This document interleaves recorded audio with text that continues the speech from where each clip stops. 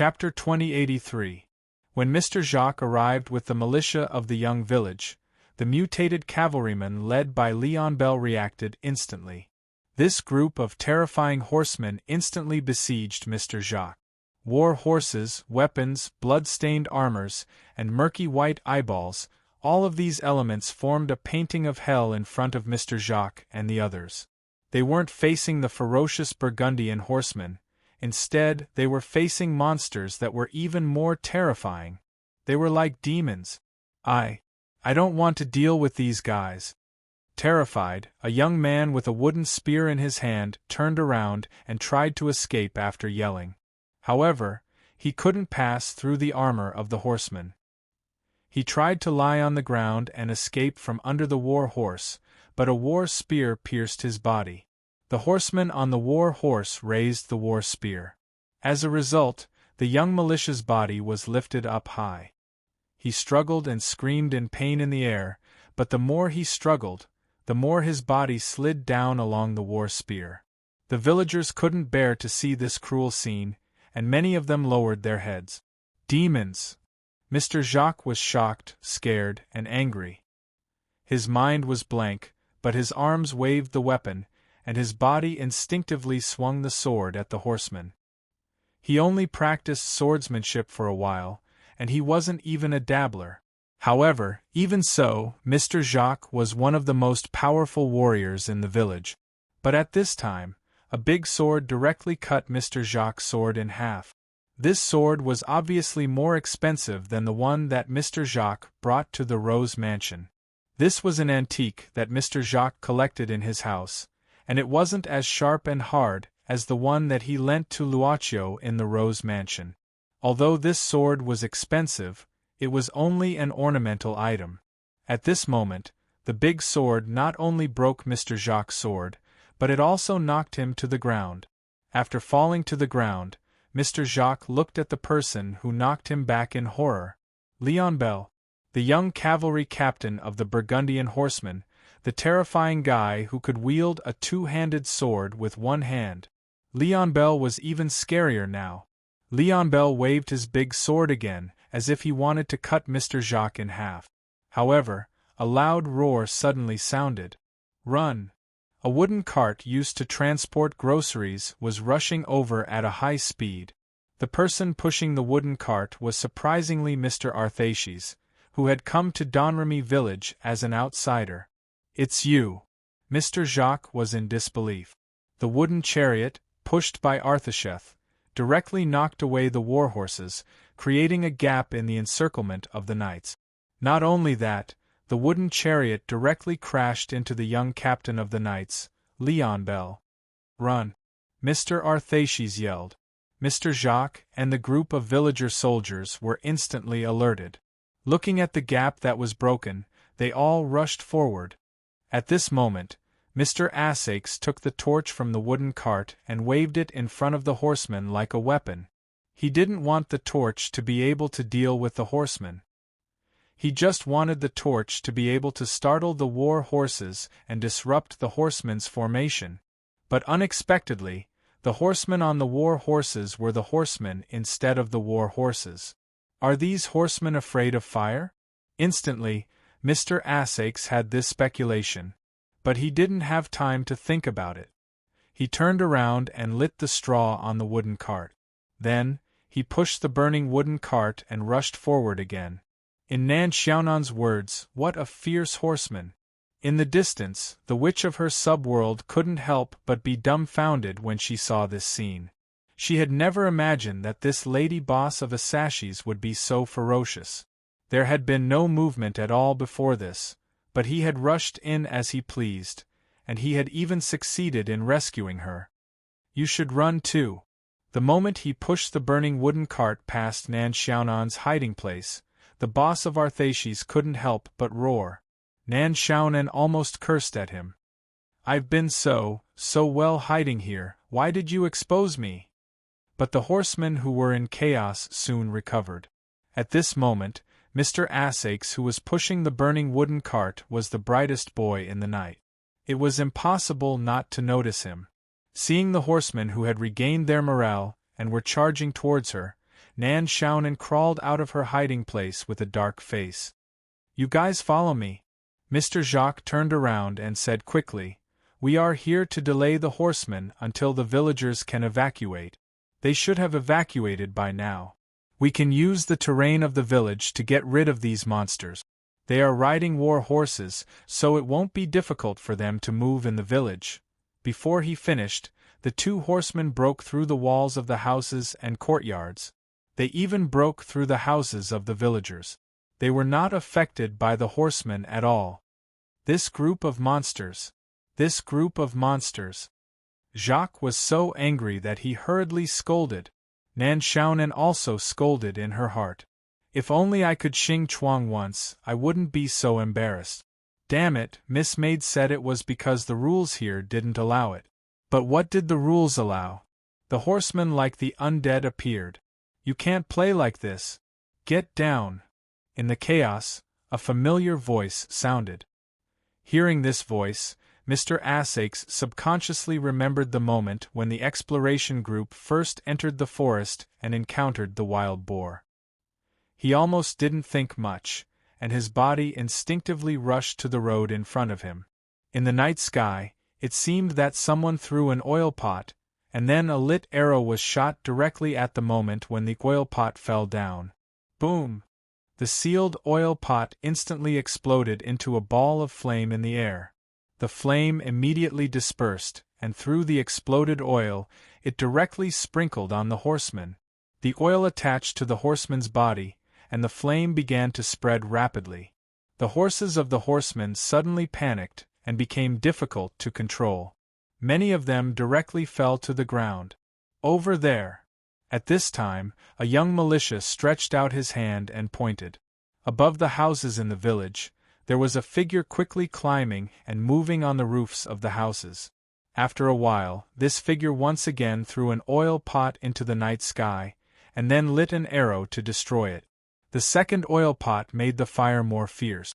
Only the sound of air breaking was heard, and one after another, sharp arrows hit the horseman's face that was attacked by the flames. Not every arrow could hit the center of the horseman's forehead, but they didn't miss either. All the arrows were aimed at the horseman's face, which showed the archery skills of the person who shot them. Finally, after a round of attacks, the figure who shot arrows stopped. At this time, she was standing on the roof of the house closest to them. Under the reflection of the moonlight and the flames, the girl who was holding a hunting bow and wearing a long dress raised the bow again, put the last arrow, and aimed. The bowstring instantly contracted, and the last arrow in the quiver directly shot through the eyes of a horseman. "It's her. Jean. It's Jacques' daughter." At this time, Mr. Asakes raised his head and looked at the girl under the moonlight in a daze. He couldn't even connect the girl who saved them with her dress of the upper-class society. "Jean, how could you?" Mr. Jacques was about to say something at this time. But the girl rushed to say first, "Father, now is not the time to talk about this. Hurry up and stay away, this group of horsemen is coming up." "What? Aren't they?" Mr. Jacques was shocked. He looked back and saw that the flames on these horsemen had been extinguished. Although these horsemen were almost thrown off their horses, they didn't seem to feel pain at this time. Even those who were shot in the face could still stand up. Facing the horsemen who were approaching again, the girl suddenly retreated and hid in the blind spot of the people on the roof. At this time, the girl quickly tore her long dress from the edge of her thigh, and then reached inside. Instantly, a long stone sword was taken out from her dress. Holding the stone sword in her hand, the girl took a deep breath and walked to the place where she stood just now. She held the stone sword in her hand. Sword of Victory, High. "I saw a miracle." The girl's clear voice sounded under the night sky. "I also saw, O Saint Michael. Faith will guide me and bring hope to people. The holy light will guide me until the evil is destroyed. Because I'm the pure white saint sword envoy." Instantly, a dazzling light was released from the stone sword and turned into a light beam that shot into the sky.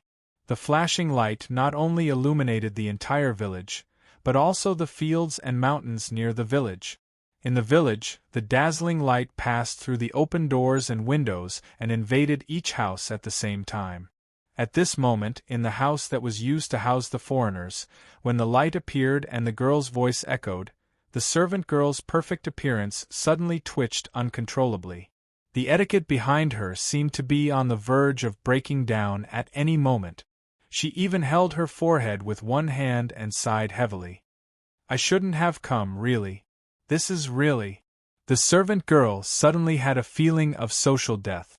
She turned her head and looked at Kulili, who had lost her main consciousness because of the awakening of the destiny system.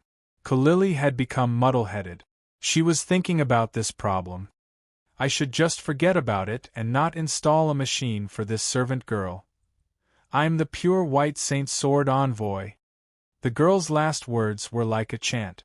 After the light beam from a sword of victory disappeared, the clouds in the sky revealed a piece of holy white light. Under the holy light, a huge light shadow appeared in the sky. At this moment, the light shadow held a long sword with both hands and slowly spread out the wings behind it, 6 wings. My God! It's an angel! Saint Michael! It's really Saint Michael? I didn't believe it before, but now I believe it. Miracle, it's really a miracle. In the distance, the villagers of Donremy village, who were evacuating, all knelt on the ground and put their palms together when they saw the huge angel's light shadow under the night sky. At this moment, they were worshipping it devoutly. In the village, seeing the girl summoning the angel's light shadow, the young militia also knelt down and worshipped it devoutly under the holy light. Mr. Jacques didn't move. He just froze and looked at his daughter, who was holding the stone sword high with a complicated expression. On the other side, Nan Xiaonan frowned and was thinking.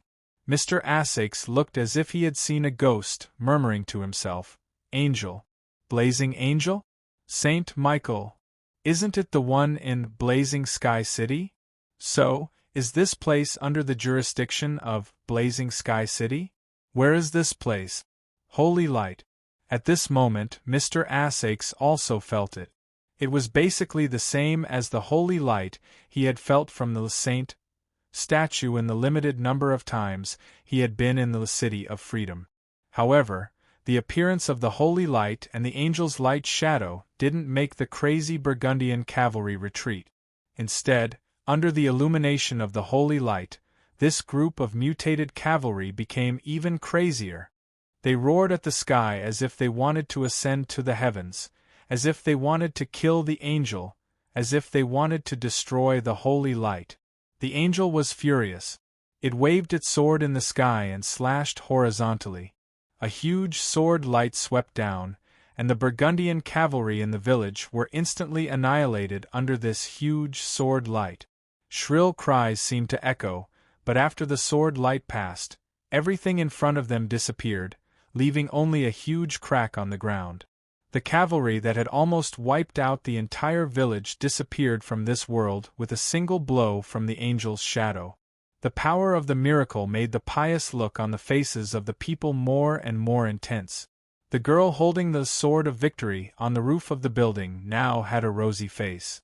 She slowly exhaled, and the angel's light shadow in the sky slowly disappeared. In the end, only pieces of white feathers that emitted a faint light sprinkled down from the sky. The girl reached out and picked up a feather that fell into her palm. The feather became like a snowflake and disappeared with a touch. The girl took a deep breath, looked at the people, and said loudly, "From today onwards, you can call me Saint Joan of Arc. I am the agent of the Saint Michael, and I will lead you to drive the brutal Burgundians back to the origin of their ancestors." The people cheered and shouted the name of Saint Joan of Arc. At the farm of Donremy village, the windmill observation platform used to grind flour, Boss Luo was holding a piece of charcoal in his hand and drawing something on the drawing paper on the rack. He was painting Donremy village from this angle. He was painting the huge shadow of the angel under the night sky.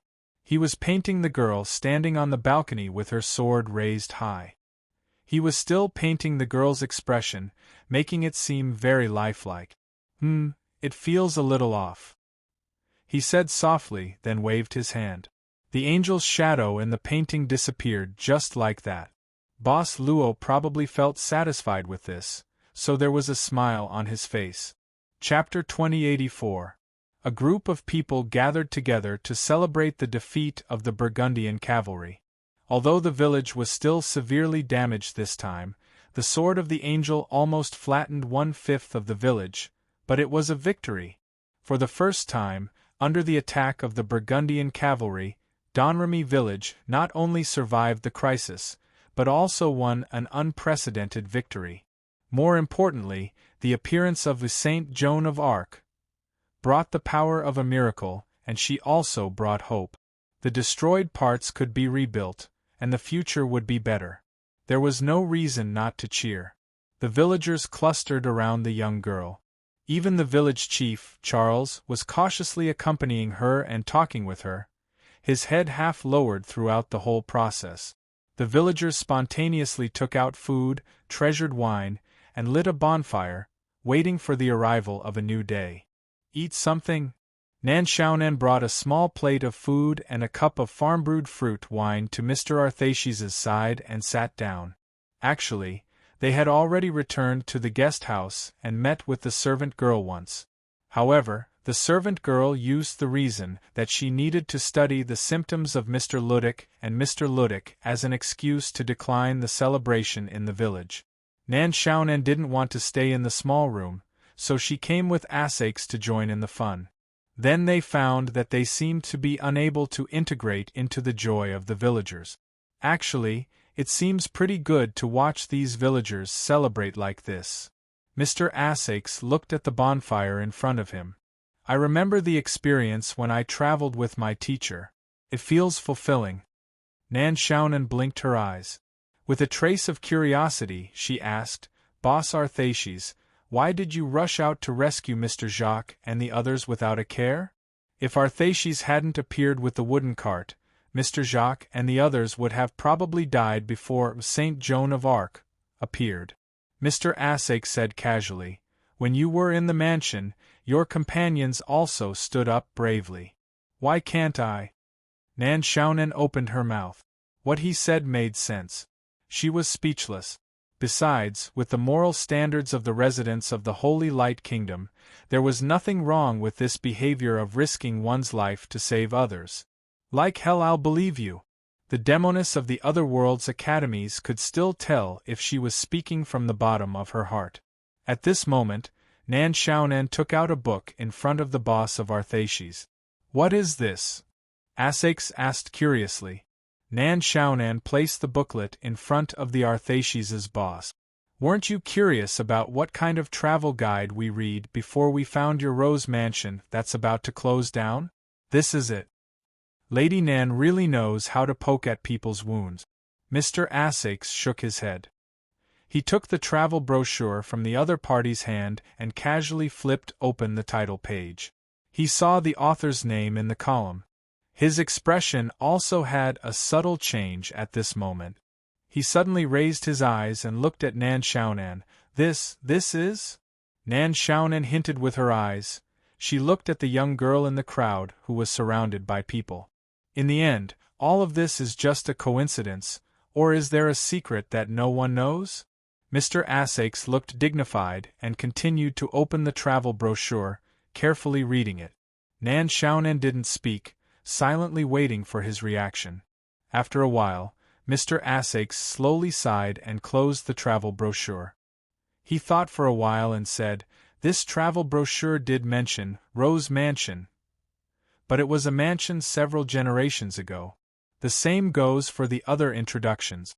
If I'm not mistaken, this travel booklet introduced the Freedom City from at least 200 years ago." 200 years ago? Nan Xiaonan frowned. "At least 200 years ago, maybe even earlier." Mr. Asakes shook his head and said, "I don't have any other information on hand, so I can't examine it carefully. Lady Nan, may I ask where you got this travel brochure?" Miss Maid casually threw it away. I bought it from a roadside bookstall, Nan Xiaonan said in a low voice and then added, in the other 7 capital cities. The other 7 capital cities? Mr. Asakes couldn't help but frown. He thought for a while and said, perhaps it was the printed version that was leaked out from Freedom City. I remember my teacher once told me that a Freedom City had a large-scale book destruction operation hundreds of years ago. Many classic documents were also destroyed at that time. Now, there is no way to find them. But if it was spread to the other 7 capital cities at that time, it is possible to preserve it. Books were destroyed? Nan Xiaonan blinked. Why?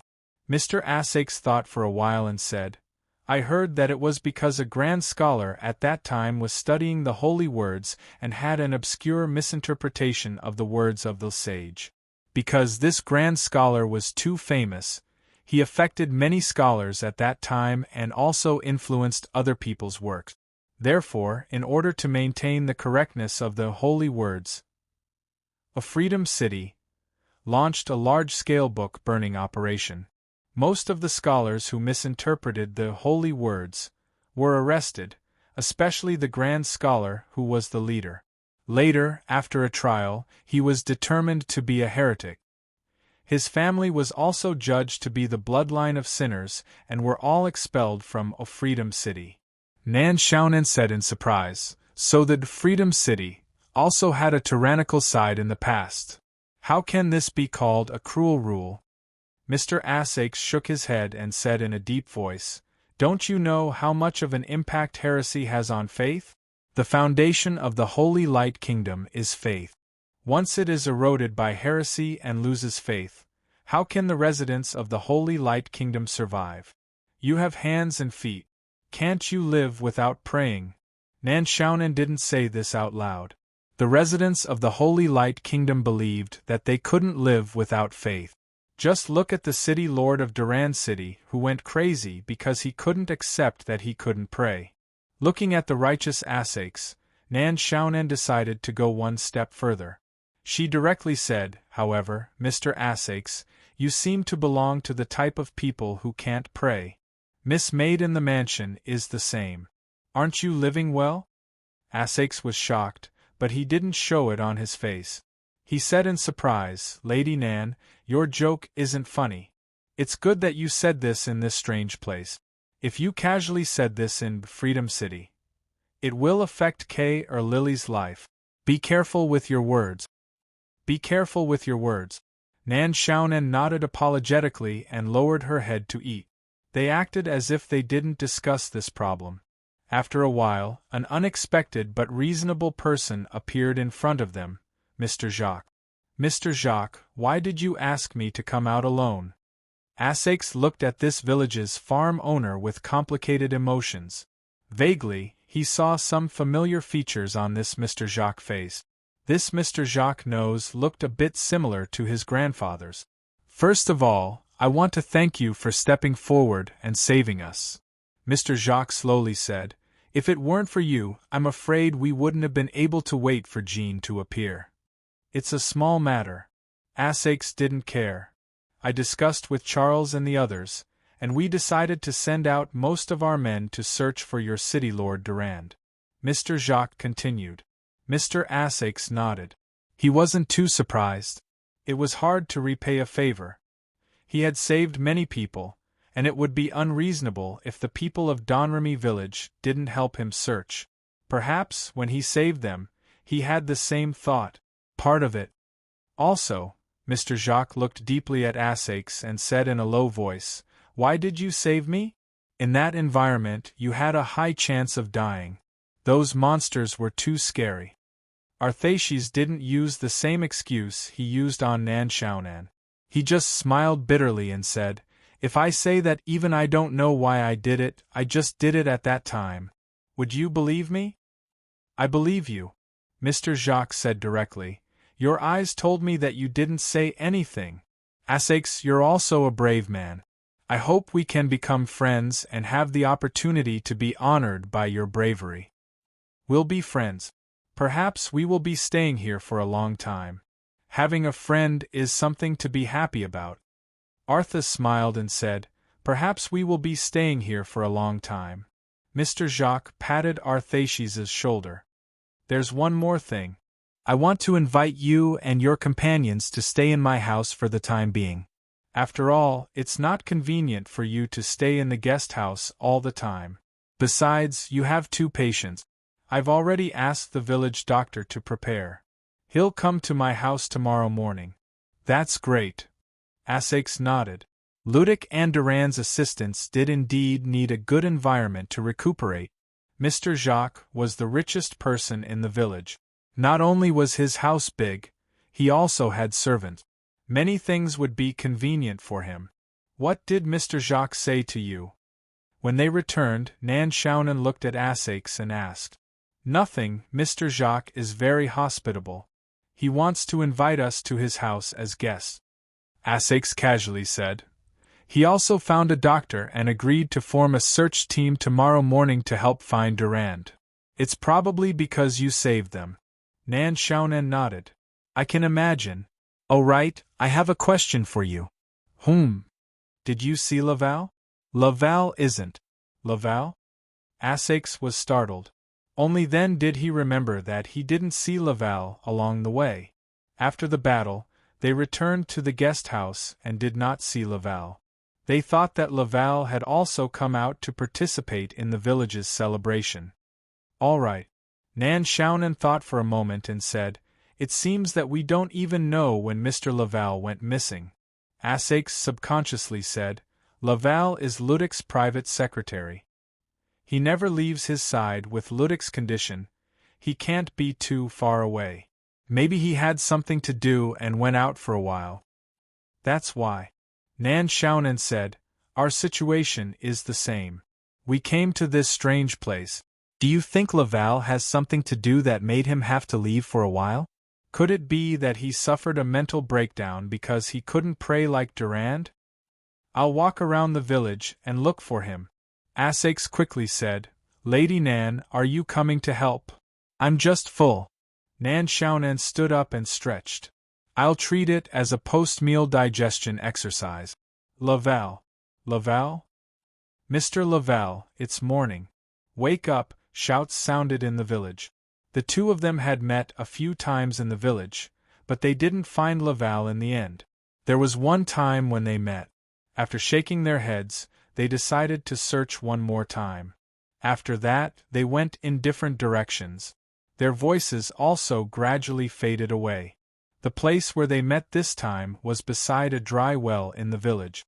There were traces of the Burgundian cavalry's attack all around, and some of the houses had even collapsed. The villagers were still celebrating, and no one came to clean up the mess for the time being. A faint orange-red light suddenly flashed in the dry well. At this moment, there was a figure under the dry well. His hands were scratching the soil and stones in the dry well. There were many small cracks on his body. The faint orange-red light came from the cracks on his skin. When the calling sound disappeared due to the distance, he suddenly became quiet again. His body curled up and shivered. When dawn came, he suddenly stopped moving as if he had turned into a stone. The cracks on his body had closed up. The deep part of the old well was completely dark. They all looked at her and wanted to hear her voice. The girl suddenly felt troubled. She didn't know what she was going to say. She had only thought of the lines she was going to say before she made her move. This was the best line she could think of. The most important thing was that it wasn't shameful. Most of the villagers were passionate. The passionate girl didn't even have the chance to talk to her family. The sky was slightly bright. The girl took the opportunity to say, "A new day has come. After a night of fear and joy, we need to rest to recover from the physical fatigue. The village needs to be rebuilt. Let's end the celebration." "Yes, Saint Joan of Arc is right. Let's go back and have a good rest, then rebuild our home." The crowd gradually dispersed. The young girl slowly exhaled. She suddenly found that such a scene was actually not as good as she imagined. Even after the initial excitement, she felt a little uncomfortable. She didn't know where her father was. After the celebration began, she didn't see her father's figure. The young girl looked around and found another figure under the eaves not far away. He stood under the eaves, and the shadow covered almost half of his body. He stood there and looked at her silently. It was the fiancé that her father found. Her heart trembled slightly, and her body subconsciously walked toward the figure under the eaves. She didn't know why, but she felt that as long as this person stood there, it would make people want to get closer. Hashtag PS1. Thank you, Shake Body Transformation. A boss is Brother Faye, winter snow soaring in the sky. As long as there is a peanut, I can only offer my hands to Cutie PS2. I can't believe so many people came at once. Although thoughts can sometimes erupt like spring water, people will also dry up when there's a lot of water. PS3. 0/4, PS4. As usual. Chapter 2085. Her body leaned forward slightly due to inertia. When she came back to her senses, she realized that she had unknowingly trotted to the front of the figure under the eave. The sword of victory in her arms seemed to have added a lot of weight to the inertia. When did you come back? The girl asked. When the cavalry attacked, were you injured? I don't think I look like I'm injured. Boss Luo replied with a smile. That's true. The girl nodded. Your swordsmanship is very, well, not bad. It shouldn't be a problem for you to protect yourself. So, you came back a long time ago? Why did my father say that he didn't see you? Mr. Jacques should be very busy. Boss Luo said casually. Might as well not disturb him. She naturally reached out and grabbed Boss Luo's hand and pulled him away. Come, I'll take you to see my father. He must want to see you come back safely. She couldn't pull Boss Luo away. The girl looked back in confusion. Boss Luo said, I'll find a suitable time to visit Mr. Jacques again. For now, I want to meet up with my companions. The girl was startled. You've been back for so long, and you haven't met up with your companions? Boss Luo smiled. Miss Jean's figure when she defeated the cavalry was too shocking. I couldn't help but watch for a while, so I didn't have time. Here it comes, the city man's sweet words. The girl took a deep breath and suppressed the uneasiness in her heart. She was now the representative of miracle. She had to be reserved. That's right, she had to be reserved. Well, if that's the case, then you should go and see your companions first. The girl said calmly, they should be in the house over there. It's a place for foreigners. Oh, you don't know the way, right? I'll reluctantly take you there. Thank me. Thank you, Miss Jean. The girl was slightly proud and led the way in front. After a while, she suddenly turned back and asked, By the way, I heard that you have a lot of maids in your house? All of them are young and beautiful? Boss Luo said in surprise.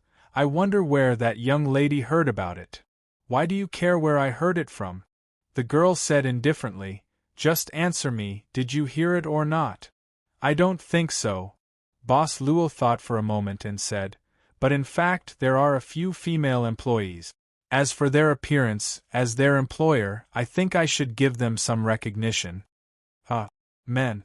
Sure enough, he was the same as the young masters of the upper class that her father had described. The girl suddenly felt a little unhappy, but she gradually increased her pace. Soon, she had left Boss Luo behind. She suddenly stopped in front of them. When Boss Luo walked up to her, she pointed at a house in front of them. It's over there. The girl said indifferently, I'm a little tired. I want to go home and rest. You can go by yourself. Boss Luo said, Since you know it's here, let me send Miss Jana home first. I think this is what a man should do. I don't need protection. The girl said indifferently, I don't need your protection either. I'm the messenger of Saint Michael. No one can hurt the messenger of God. That's it. Then at least take this with you. Boss Luo took off his jacket and handed it to her. What for? The girl shook her head and her expression softened a little. I'm not cold. Boss Luo smiled and said, If you're not cold, you can put it on for a while. It'll be more convenient. Convenient? The girl frowned and looked at Boss Luo in confusion. Boss Luo's gaze seemed to move down a little. The girl looked down and saw her torn dress. Her dress was torn during the battle for convenience. After the battle, the villagers saw her as the incarnation of God. They didn't dare to look at her directly, and they didn't have any thoughts of profanity. She also sat down most of the time, so there was nothing wrong with it. But now, didn't that mean that this fellow had been staring the entire way? Thank you, the young girl replied softly. She quickly took her coat and draped it around her waist, covering the area where her skirt had split open. Miss Jana, take care. Boss Luo nodded. See you later. I'll go back first. The girl ran away with Sword of Victory in her arms. When she was far away, she turned back and said, See you later.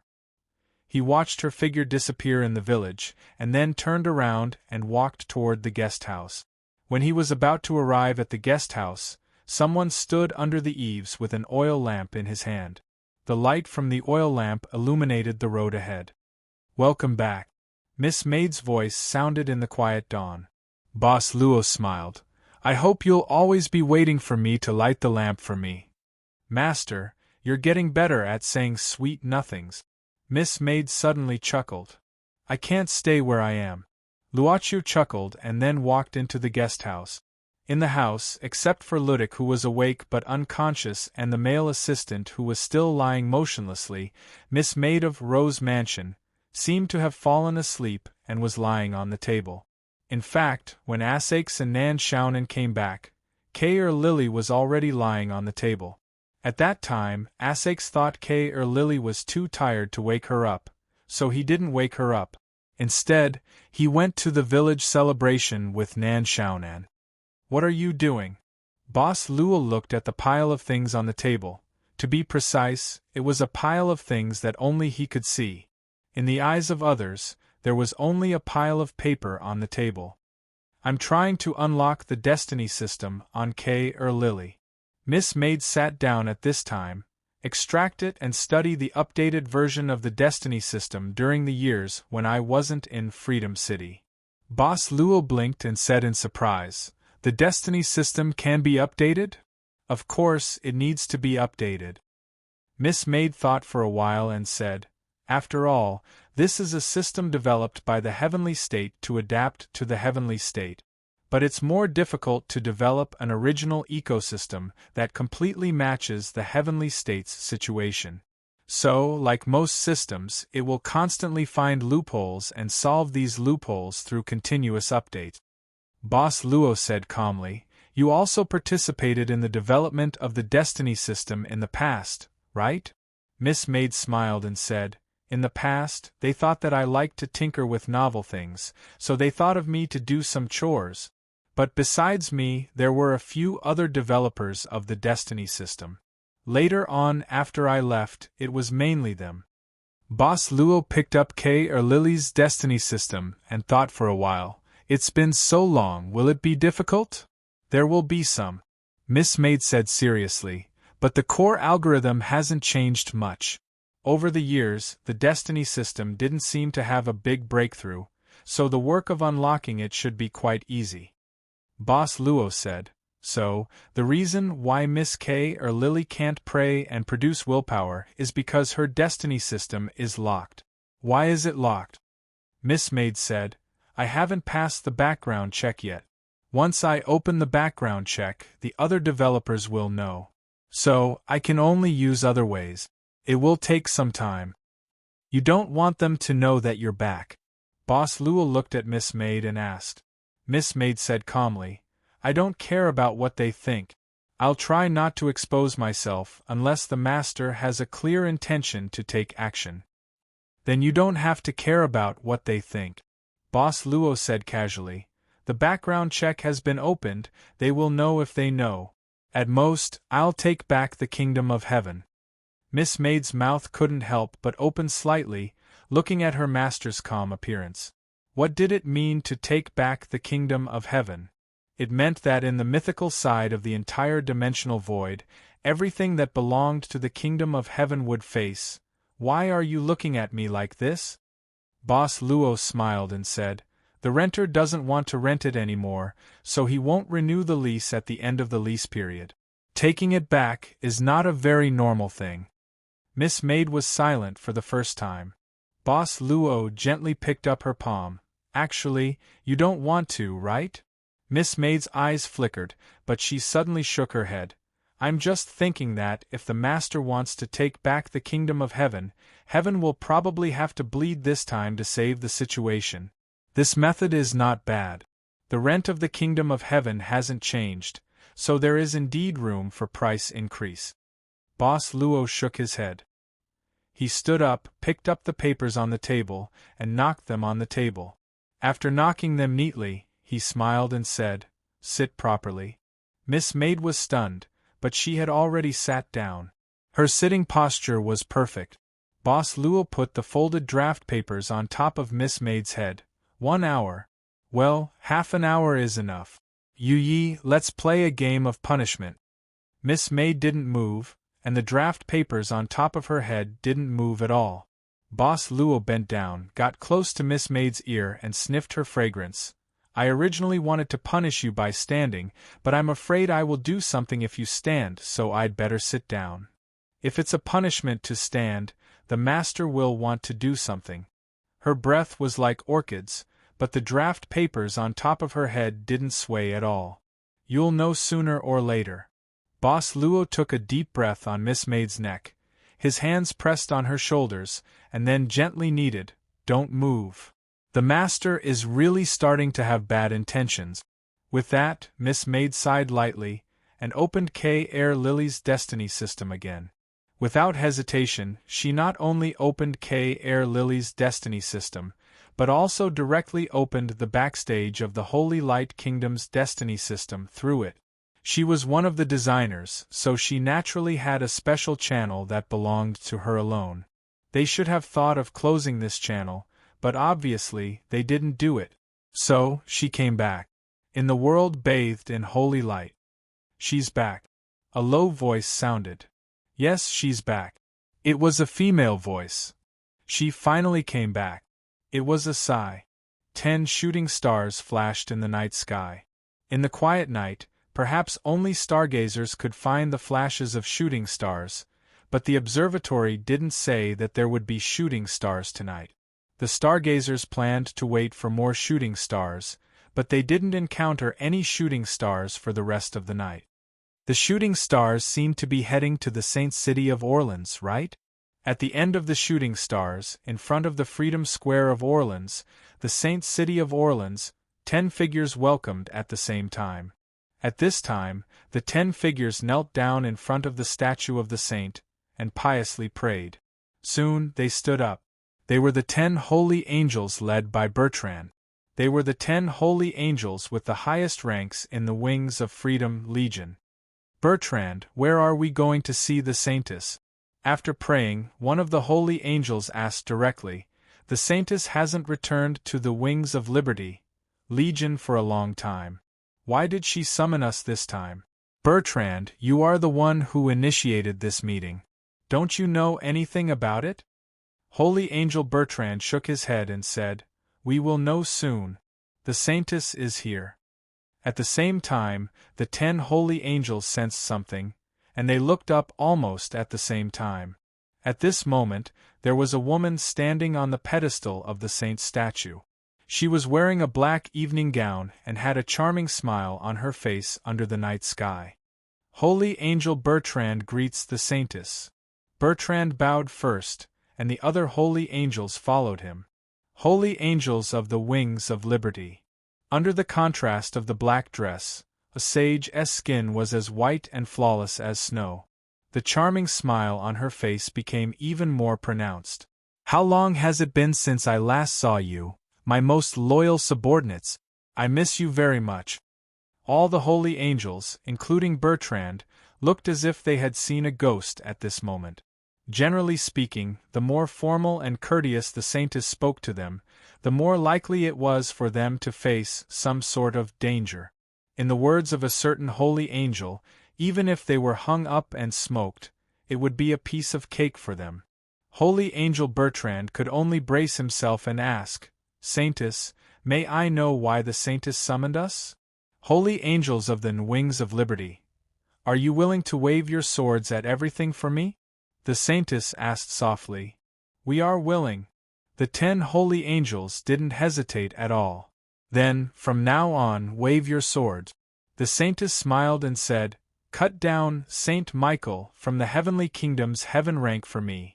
"Saintess?" Holy Angel Bertrand suddenly looked up. "Looking at the situation, this is really a very bad situation.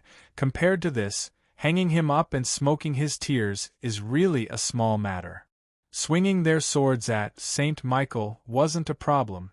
The problem was that even if 100 holy angels swung their swords at him, they wouldn't be able to defeat him, not to mention that there were only 10 of them. Hashtag hashtag hashtag hashtag hashtag Qj. Xwizzy hashtag hashtag hashtag hashtag hashtag PS. 1/4. Chapter 2086. Killing the Archangel from the stairs of the Kingdom of Heaven would probably be one of the worst deeds in the history of the Kingdom of Heaven, if it could be done. But there was no possibility of success at all. The 10 holy angels were silent at this time. They basically wouldn't disobey the orders of the Saintess, but the Saintess had also said that if her orders were unreasonable, they could refute. As the commander of the Wings of Liberty, Holy Angel Legion, the Saintess didn't hesitate and gave all the holy angels the right to resist. "If it's wrong, you should refute me. If it's depraved, you should purify me." This was the essence of the Wings of Liberty, Holy Angel Legion. They were the wind of freedom that spread the holy light, and everything was guided by the wind of freedom. Therefore, they respected and loved the Saintess from the depths of their souls. Without the Saintess, even though the Wings of Liberty, Holy Angel Legion was still the most powerful legion in the Kingdom of Heaven, it had no soul. "I'm afraid it's impossible to do this." Holy Angel Bertrand shook his head at this time. "Saintess, this joke is not funny, and it's a bit too much. Please be careful with your words." The Saintess not only gave the holy angels the right to resist, but she also gave them the right to be whipped. This was a special management mode that only the Wings of Liberty had among the many legions in the Kingdom of Heaven. On the base of the saint's statue, the Saintess looked calm and said slowly, "Bertrand, you think that what I said is impossible, so I'm definitely wrong, right?"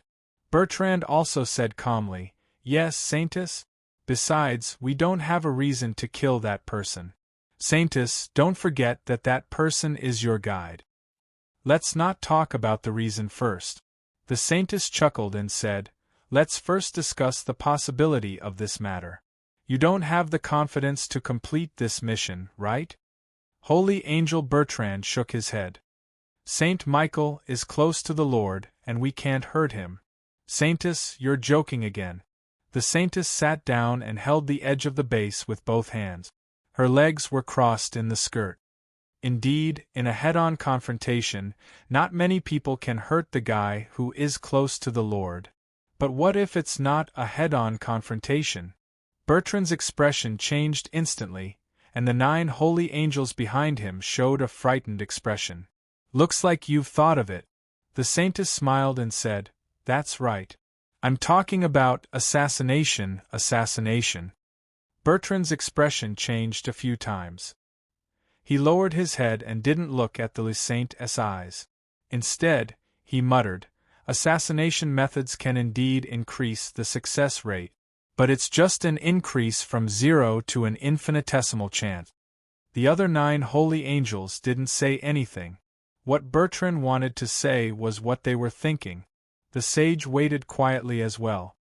But the opportunity does exist. The next step is to analyze whether the motive is reasonable. Bertrand suddenly looked up at the saint. "Saintess, can you tell us the reason for this operation?" "If I say that I don't intend to tell you the reason," the sage said expressionlessly, "will you continue with this operation?" Bertrand said directly, "I'm sorry, Saintess. This is against the rules you set before. I'm afraid we can't do anything." Saint looked at the holy angels and said, Does this mean that I can no longer command my wings of freedom? Bertrand frowned subconsciously. The Saintess wouldn't speak in this tone. It was just that the Saintess had been living in the Freedom City of the Holy Light Kingdom for many years. During this long period of time, no one knew if the Saintess had changed. We need a reason to leave, Bertrand said seriously. Saintess, you know the uniqueness of the Wings of Freedom, Legion. Whether this operation succeeds or not, it will bring the Wings of Freedom into an extremely dangerous situation. Brothers won't be afraid of death, but we need a reason. Saintess, even if you intend to betray the kingdom of heaven, it's also a reason. Saint's eyes narrowed, and she said in a low voice, If I really want to betray the kingdom of heaven, will you follow me? Do you think it's right? The holy angel's expressions changed in shock. Saint took a deep breath and said, The Lord has left to pursue the primordial. That is to say, the Lord has abandoned the kingdom of heaven. Now, the one in the kingdom of heaven is not the Lord. What? The archangel has been hiding this matter. Although he is close to the Lord, he is not the Lord. Saint's voice gradually deepened. But he already hopes to become the new Lord. I can't let his plan succeed. Even if the kingdom of heaven will be in turmoil, even if countless sacrifices have to be made, I must maintain the purity of faith and not let it be stolen.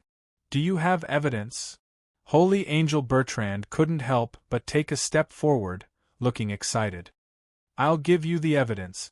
Saint waved her hand, and a figure instantly flew out and fell in front of the holy angels. After taking a closer look, they found that it was an angel in the form of a female. This is Angel Jarabe? Bertrand was stunned. She is one of the most loyal angels around, Saint Michael. How could she? This time, Saint Michael secretly came in the name of investigating the Holy Light Kingdom's power of will.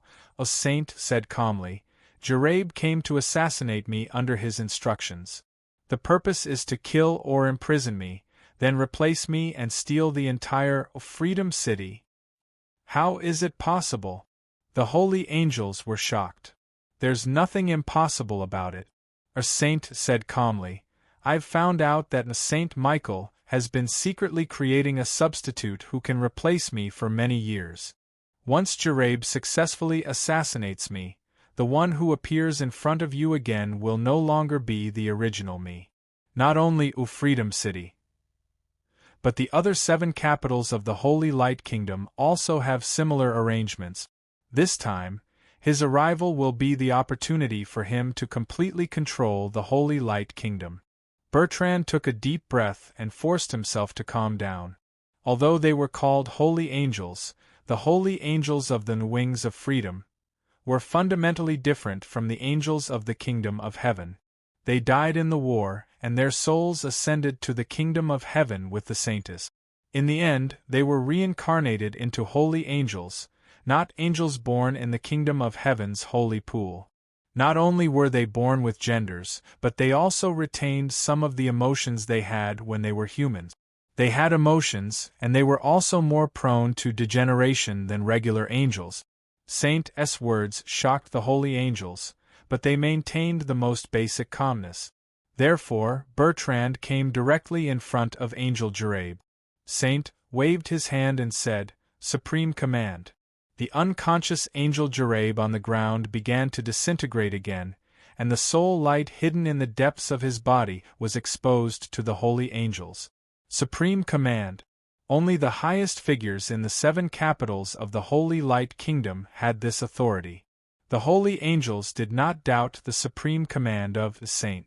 At this moment, the holy angels gathered in front of Angel Jarabe's soul light with solemn expressions, and they reached out to touch Angel Jarabe's soul light at the same time. This place contained the memories of Angel Jarabe, just like the destiny diary of the residents of the Holy Light Kingdom. After a moment, unexpectedly, I didn't expect that even the one who is close to the Lord would be corrupted by power. That one's power is too strong. The Lord has already left Eden and stepped onto the path of the beginning. It's inevitable that he will, No matter what, even if it's this lord, since he wants to murder the saintess and replace her with a substitute, he must be prepared to be burned by the red lotus holy flame. Unforgivable. This matter needs to be considered at length. If that lord is so easy to kill, his legend wouldn't have stood to this day. Saint silently listened to the holy angel's discussion. At this moment, she was quiet and dignified, and the charming aura from before had completely disappeared. At this moment, she looked completely in line with the bearing of a saint. After the holy angel's opinions gradually reached a consensus, "O Saint," slowly said, "you need to wait for an opportunity, and I will create this opportunity for you. Not only will you make a move, but I will too. I will always be with you, my former companions. We will also be with the saintess." The holy angels knelt down and said. Their pious beliefs made the statue of the saint in Freedom Square instantly release a brilliant light.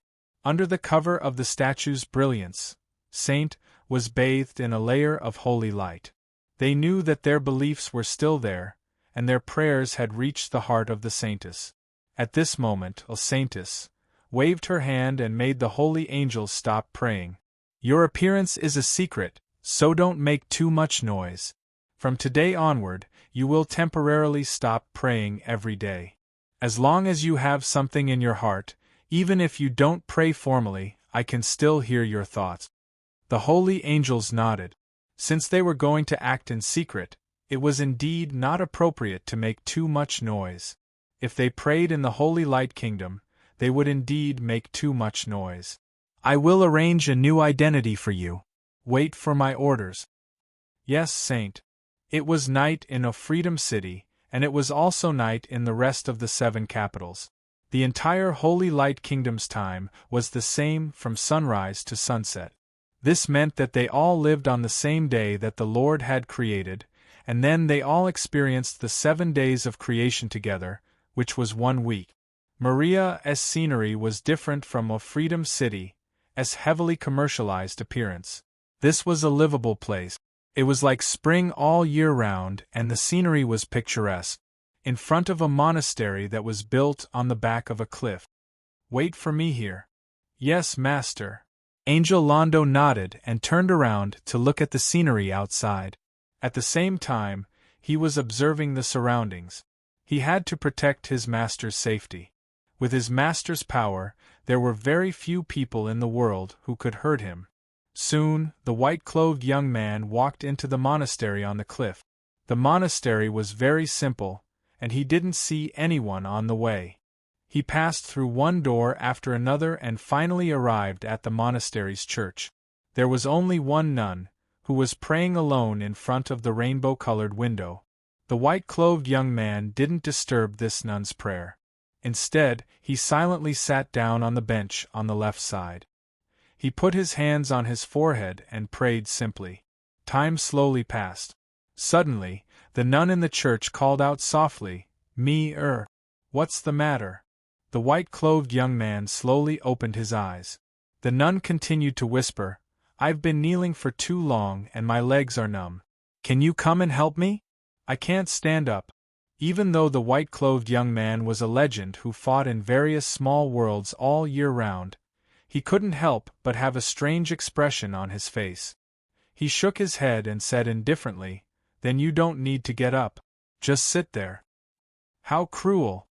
The white-clothed young man got straight to the point. "Maria, I was injured on the front line. The external injuries should be healed, but I suspect that there are still internal injuries on my body. I want you to take a look at them." The nun turned her head in surprise. It was the image of a young girl, but she had a proud figure that would make a mature woman sigh. The Virgin, a woman who gave birth to the Holy Son with her virginity. The residents of Maria's city didn't know that the Holy Mother had been living in this simple monastery all this time, and she was alone. There was no way to go down the cliff, and there was no foothold to climb. It was like a cage. "You're injured?" The nun had a look of disbelief on her face. "It should be the work of the Eastern immortals." The white-clothed young man said indifferently, Every time we fight with heaven, we always encounter some trouble. The nun shook her head and said, "Fighting is wrong.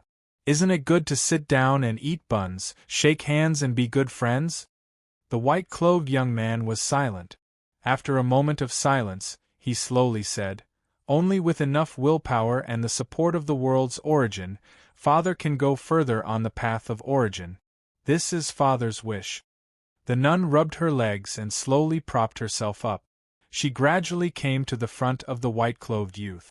She reached out her hand and wiped the white-clothed youth's forehead.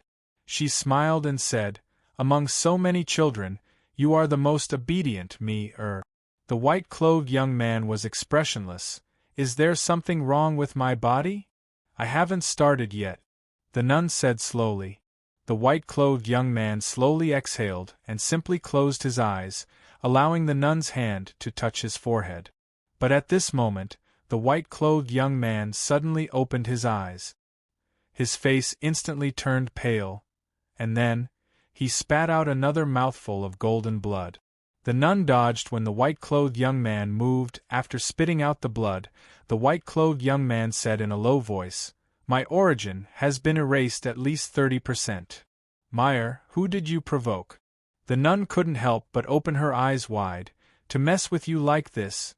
You didn't go and convert someone's wife and daughter, right? How did he know? That guy who called himself Taoist Luya, except for a strange secret weapon, was he that powerful?" The white-clothed young man took a deep breath and gradually calmed down the restless origin in his body. He asked with difficulty, "Maria, what's wrong with my body?" The nun smiled embarrassedly. I haven't finished yet." "Meyer, wait, I'll finish soon," the nun quickly said, "but will you still spit out blood? Remember to tell me first when you do. I only have this set of clothes, it'll be troublesome if it gets dirty. I don't want to wash clothes." "Don't worry." The white-clothed young man suppressed his voice and said, "Even if I spit out blood, I'll swallow it. I won't dirty your clothes. Holy Mother above.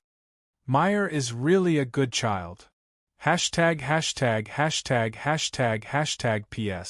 As usual.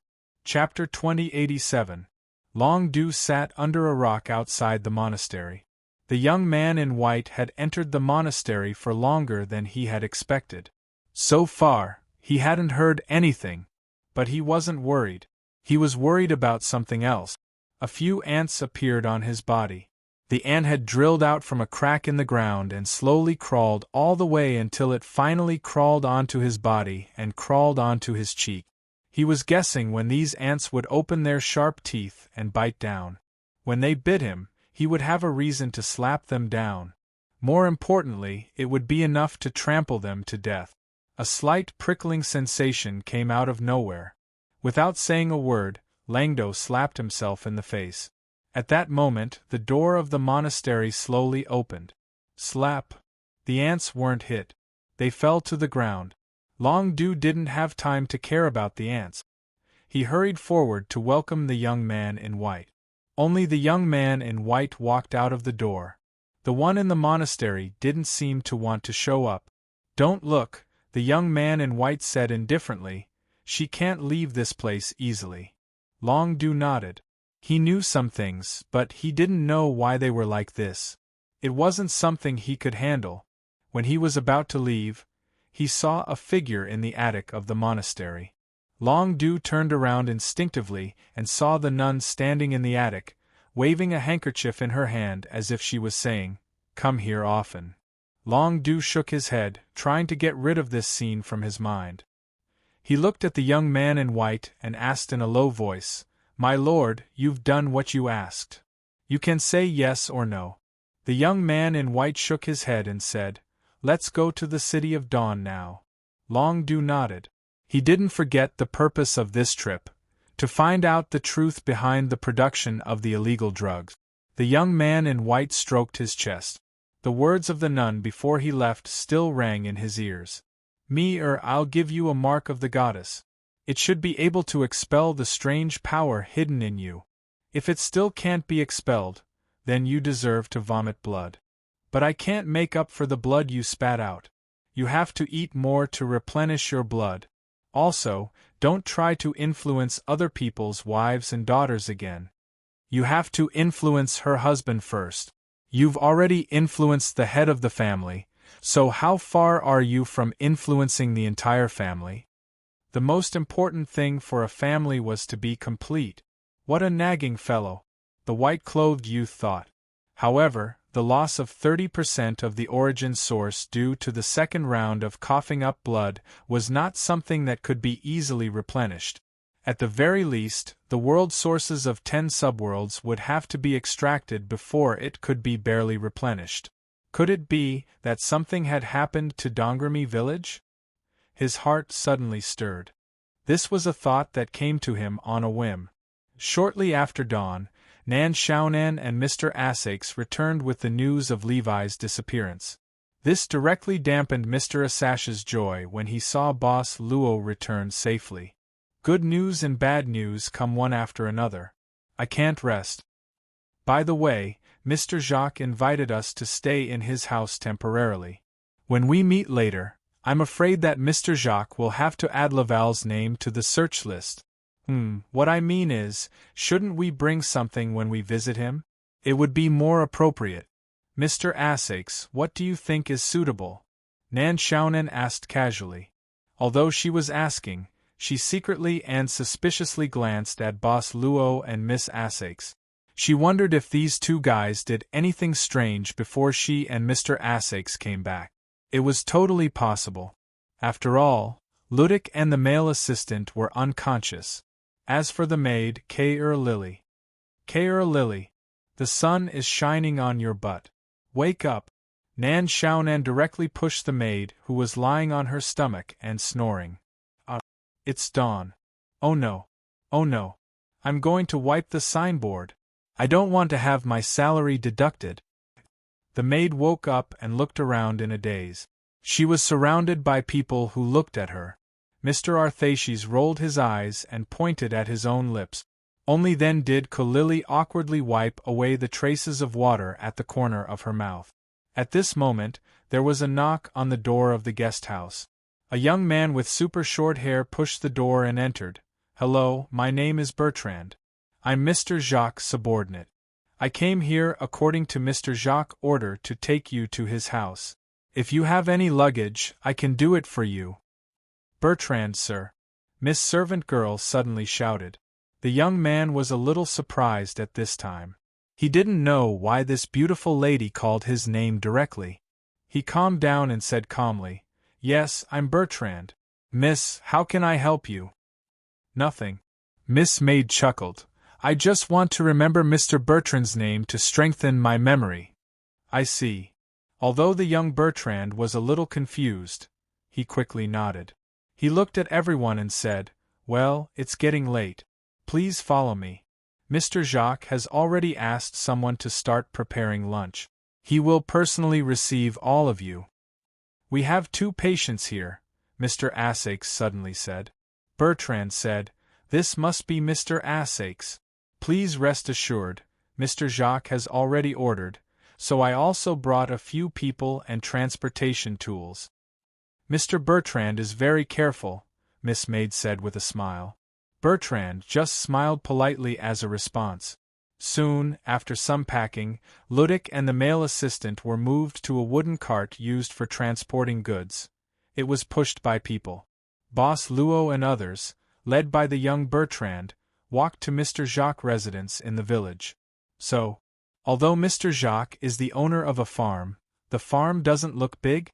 He's not a noble, so how can he have so much wealth?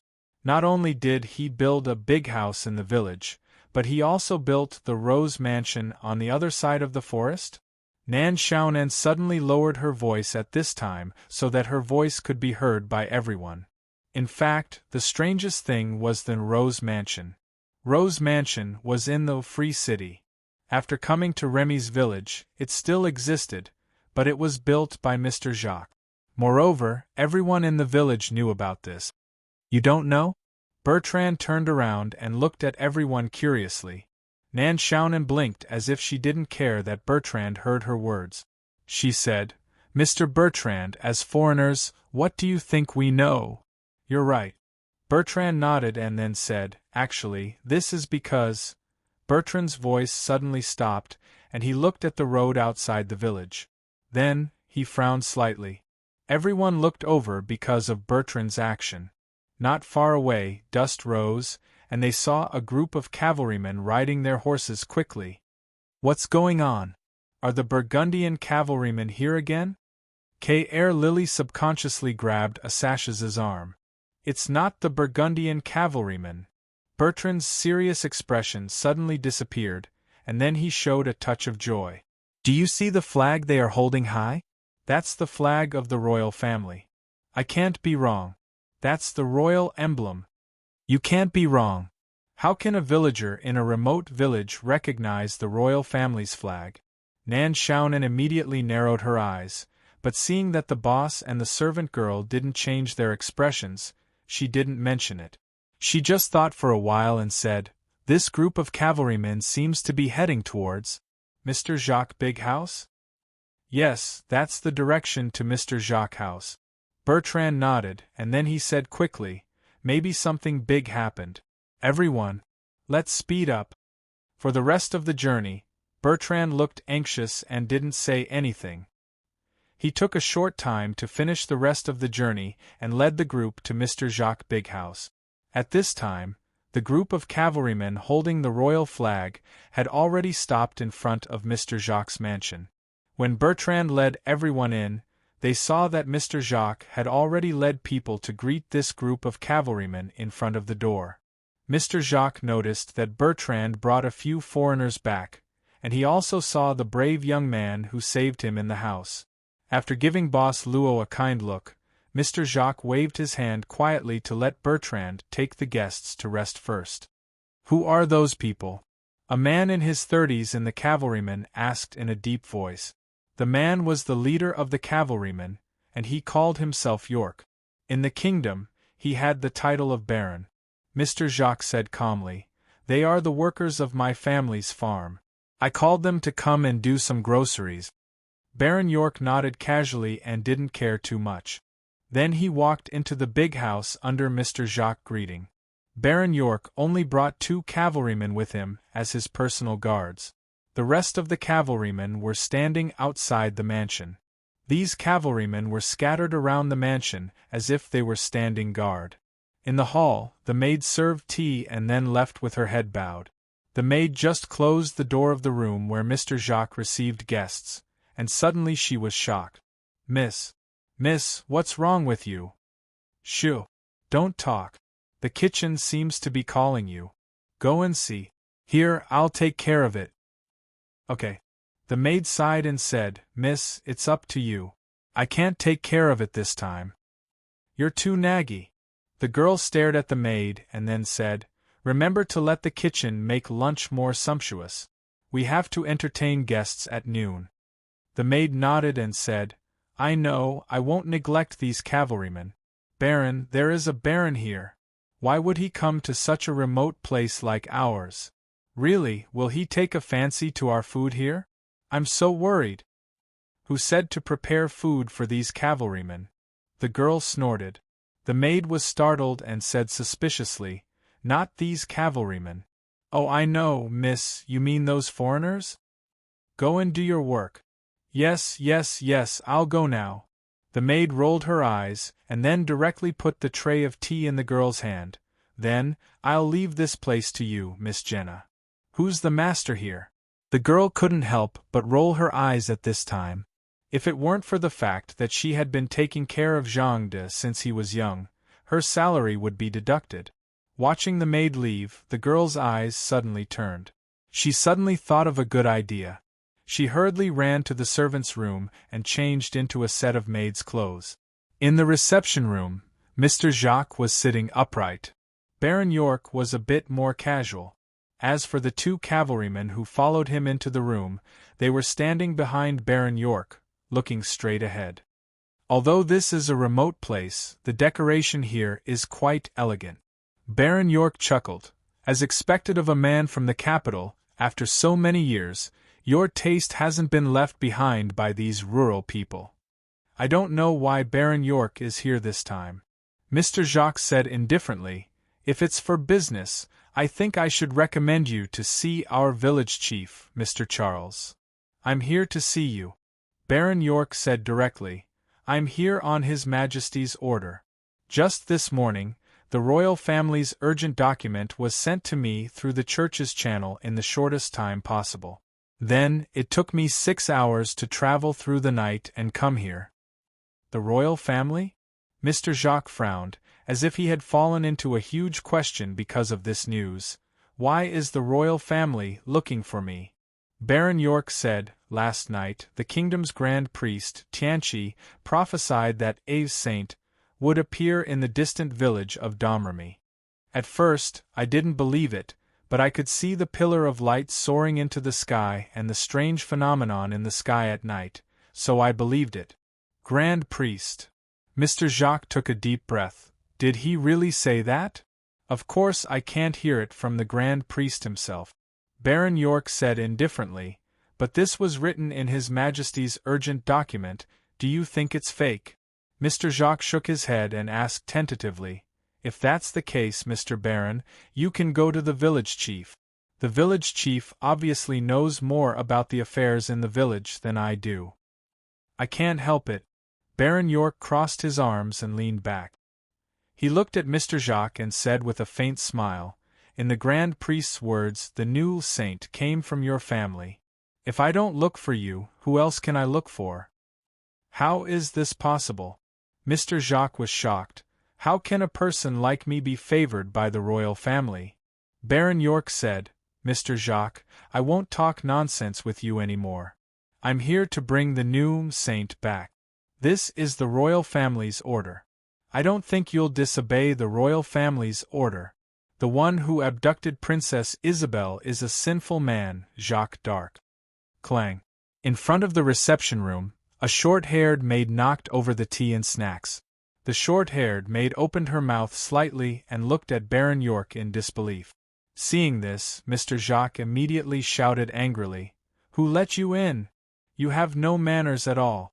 Is this how I usually teach you? From now on, you don't have to work here anymore. Get out. The short-haired maid seemed to be scared silly and froze. Didn't you hear me? I told you to get out. Mr. Jacques roared, What a trash! I should have watched you being taken away by the Burgundians instead of redeeming you. What a waste of my food. Get out. Don't let me see your face again. The short-haired maid was terrified. She opened her mouth, lowered her head, and rushed out while covering her face.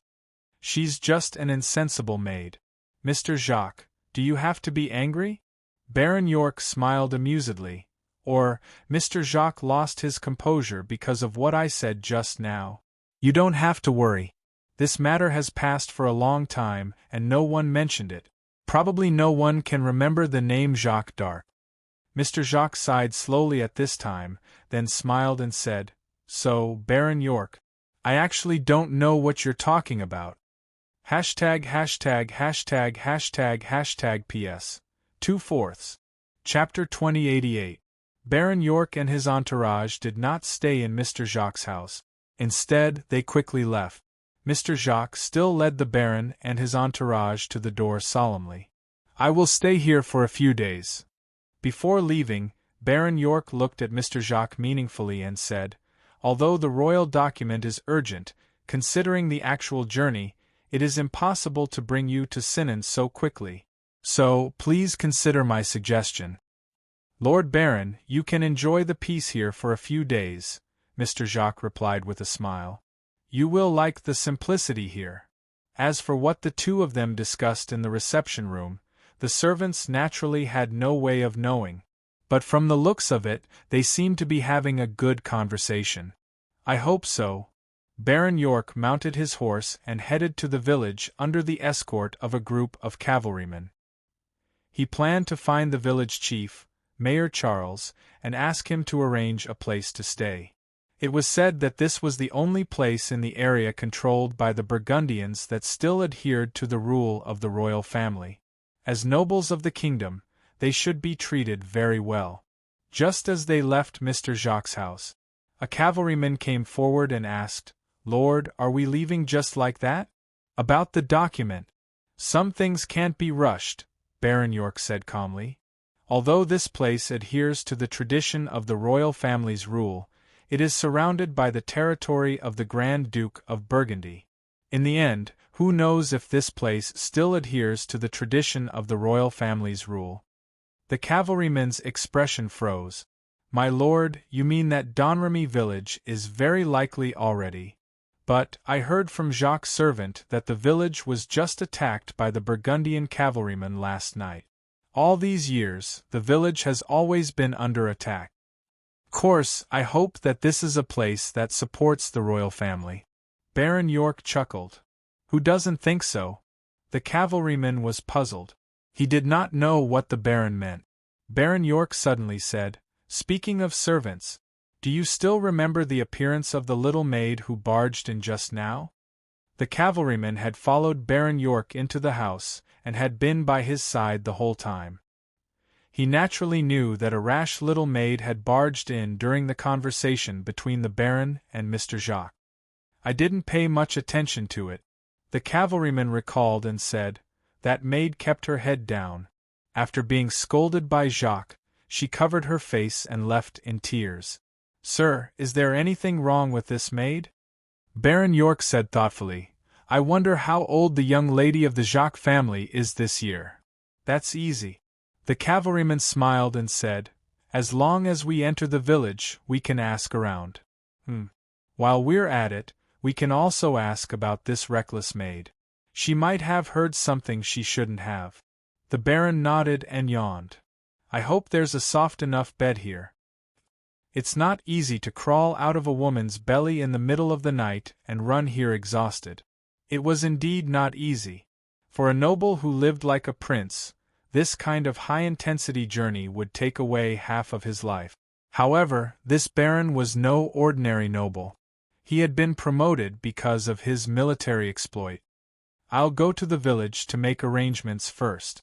As the cavalryman spoke, he spurred his horse and took the lead to leave the main group, heading towards the village. "Is this all you found?" Mr. Jacques sat in the study at home, looking at a set of maid's clothes on the table. In front of him, there was a woman in her 30s. She was also a maid in the family, but also an elder responsible for taking care of Mississippi. "Yes." The maid lowered her head and said, "I found it in the utility room in the backyard. As for Miss, I don't know where she went for the time being." "Nonsense." Mr. Jacques sighed. "I'll call some people to look for her. Miss may have gone to the hunter's cabin that she often goes to." "No need." Mr. Jacques waved his hand. "You don't have to worry about this matter. Just deal with the family affairs first." The maid nodded. In fact, although she was a maid, because she had stayed in this family for a long time, she could almost be regarded as half a housekeeper. There was no housekeeper here. "Sir, what about the reception of those foreign guests?" Mr. Jacques rubbed his eyebrows. "Where are they now?" The maid said, "I'm afraid that they may not be suitable here, so I asked Bertrand to take them to visit the nearby farm. Now they should be at the farm. Or, I'll go and find them now?" "Well done."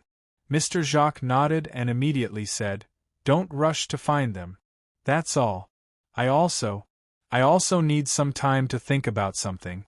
You go out first, I'll call you if there's anything." "Yes, Master Jacques." After the maid left the study, Mr. Jacques leaned back in the chair. He closed his eyes, and no one knew what he was thinking. After a while, Mr. Jacques stood up and walked to the bookcase. He put his hand into a certain layer of the bookcase, as if he was looking for something. Then, a click was heard, which was the sound of some kind of mechanism. Then one of the compartments of the bookcase suddenly popped up, and there was a small secret door, a secret compartment. Mr. Jacques took a deep breath and quickly took off a ring on his left hand and put it into the secret compartment. He quickly recovered and sat down in front of the desk. He muttered to himself, "No matter who comes, I won't let you take her away." He seemed to have made some kind of decision in his heart, and his eyes gradually focused. The scenery of the farm was really good. There were almost no farms of this scale in the Free City. In fact, this farm was really not small. Everyone, do you want to go to the windmill to have a look? The tour guide Bertrand pointed at the windmill. You can see the entire Domremy village from there. The windmill is the best place to see it. Essex wasn't very interested. He was worried about the condition of Ludic and the male assistant. Although the two of them were settled, Mr. Jacques was receiving the Baron, so he didn't have time to find a doctor. Insert a perfect copy of the old version of the Book Chaser app. Source changeable artifact. When can we go back? We can't possibly stay here forever just because those cavalrymen don't leave, right? Arthaces asked bluntly. This doesn't seem to be the way to treat guests. Bertrand pretended not to hear him. If you don't want to go up, there is a small river nearby with a lot of fish. We can go fishing. Mr. Essex rolled his eyes and said directly, I'll go up and see the scenery. As the maid of the mansion, Lily naturally had to follow them. The main reason was that she instinctively didn't want to stay with Boss Luo and the others. We want to walk around nearby, Boss Luo suddenly said. It won't be too far, just near the windmill. Bertrand was a bit surprised, but he still nodded. There was a door on the windmill, so he needed to go up and open the door to let Mr. Essex see the scenery. Obviously, it would take some time to climb up. That works. Bertrand thought for a while and said, If there is anything, please call me, I can hear you. This was the range of the farm, so there was no danger, so Bertrand didn't make it difficult. Seeing that the three had walked into the windmill, Miss Maid suddenly looked at Nan Xiaonan and handed her a few pieces of paper. What is this? Nan Xiaonan looked at the contents of the paper curiously. It turned out to be a few drawings of hand-drawn plants, and it was a super realistic style. There should be these plants around the village. Miss Maid said casually, Lady Nan, please search according to the reference on the paper and try to collect more than 3 of each plant. I want to make some potions. It's used to deal with Ludic's symptoms? Nan Xiaonan's heart skipped a beat. Lady Nan, if you can't collect them before sunset, you can come back tomorrow. Miss Maid smiled slightly. Damn, doesn't that mean I don't want to come back tonight? Why don't you just say it? It's dangerous for a girl to spend the night outside alone. Okay, I'll try to come back before tomorrow morning. Nan Xiaonan patted her chest and promised. As for why Miss Maid was sure that there were these plants around the village, she didn't dare to ask. She just needed to come back before next week. What should she do? After Nan Xiaonan left, Boss Luo pointed to a grassy slope facing the windmill. Go there and walk, maybe you'll get something. The girl liked lying on the grass. At this time, the sky and the earth seemed to be integrated with her. She would get peace at this time, but she wasn't at peace at this time. She heard part of the conversation between her father and Baron York. She couldn't get rid of this part from her mind. The girl understood her father's meaning at that time, so she covered her face and left. She knew that her father didn't want those cavalrymen from the kingdom to recognize her. Did they come here for me? The absent-minded girl didn't notice something else. Next to the grass she was lying on, something was sneakily poking its head out from the grass. There was a small patch of grass on top of its head, like a seed emerging from the soil. It was a chubby and cute face. The small figure was lying on the ground, slowly approaching the girl. To be exact, it was approaching the stone sword that the girl put on the grass. Sword of Victory, she was going to get it, she finally got it. Her small hand had touched the hilt of the Sword of Victory, and this time she thought of a way to pick it up successfully. The girl didn't notice it at all, but the sudden sound of a person's voice woke the girl up instantly. She sat up. Seeing this, the little figure, who was about to succeed, jumped in fright. She also burrowed into the bushes in an instant. She was also extremely angry. It's you. The girl's voice was pleasantly surprised and then turned cold. You guys. She looked at the direction where the voice came from. Boss Luo and Miss Maid were walking slowly at this time, as if they were on a walk.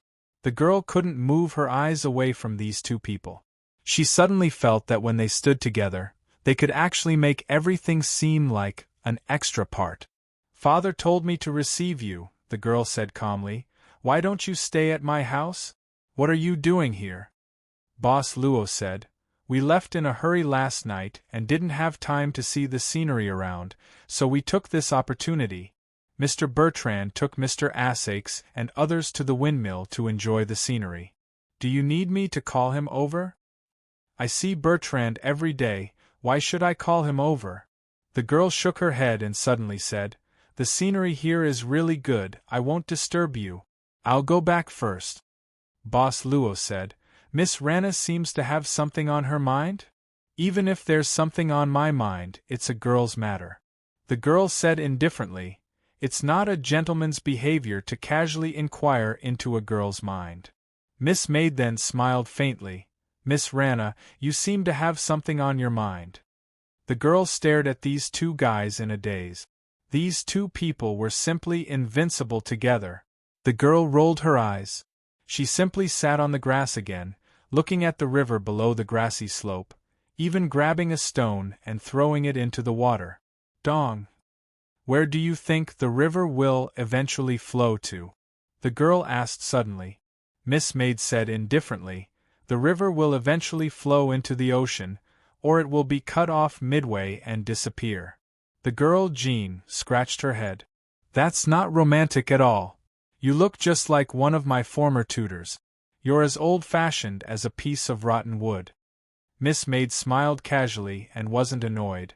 "Miss Rana, where do you think the river will eventually flow to?" The girl thought for a while and said, "It will meet the other half of its fate somewhere on the horizon, they will be entangled together, and then flow to the distant unknown future together. As long as there are people, they will flow to the place where people are. They will witness everything, everything. People will sing of their companionship. For eternity." Miss Maid finally heaved a sigh of relief.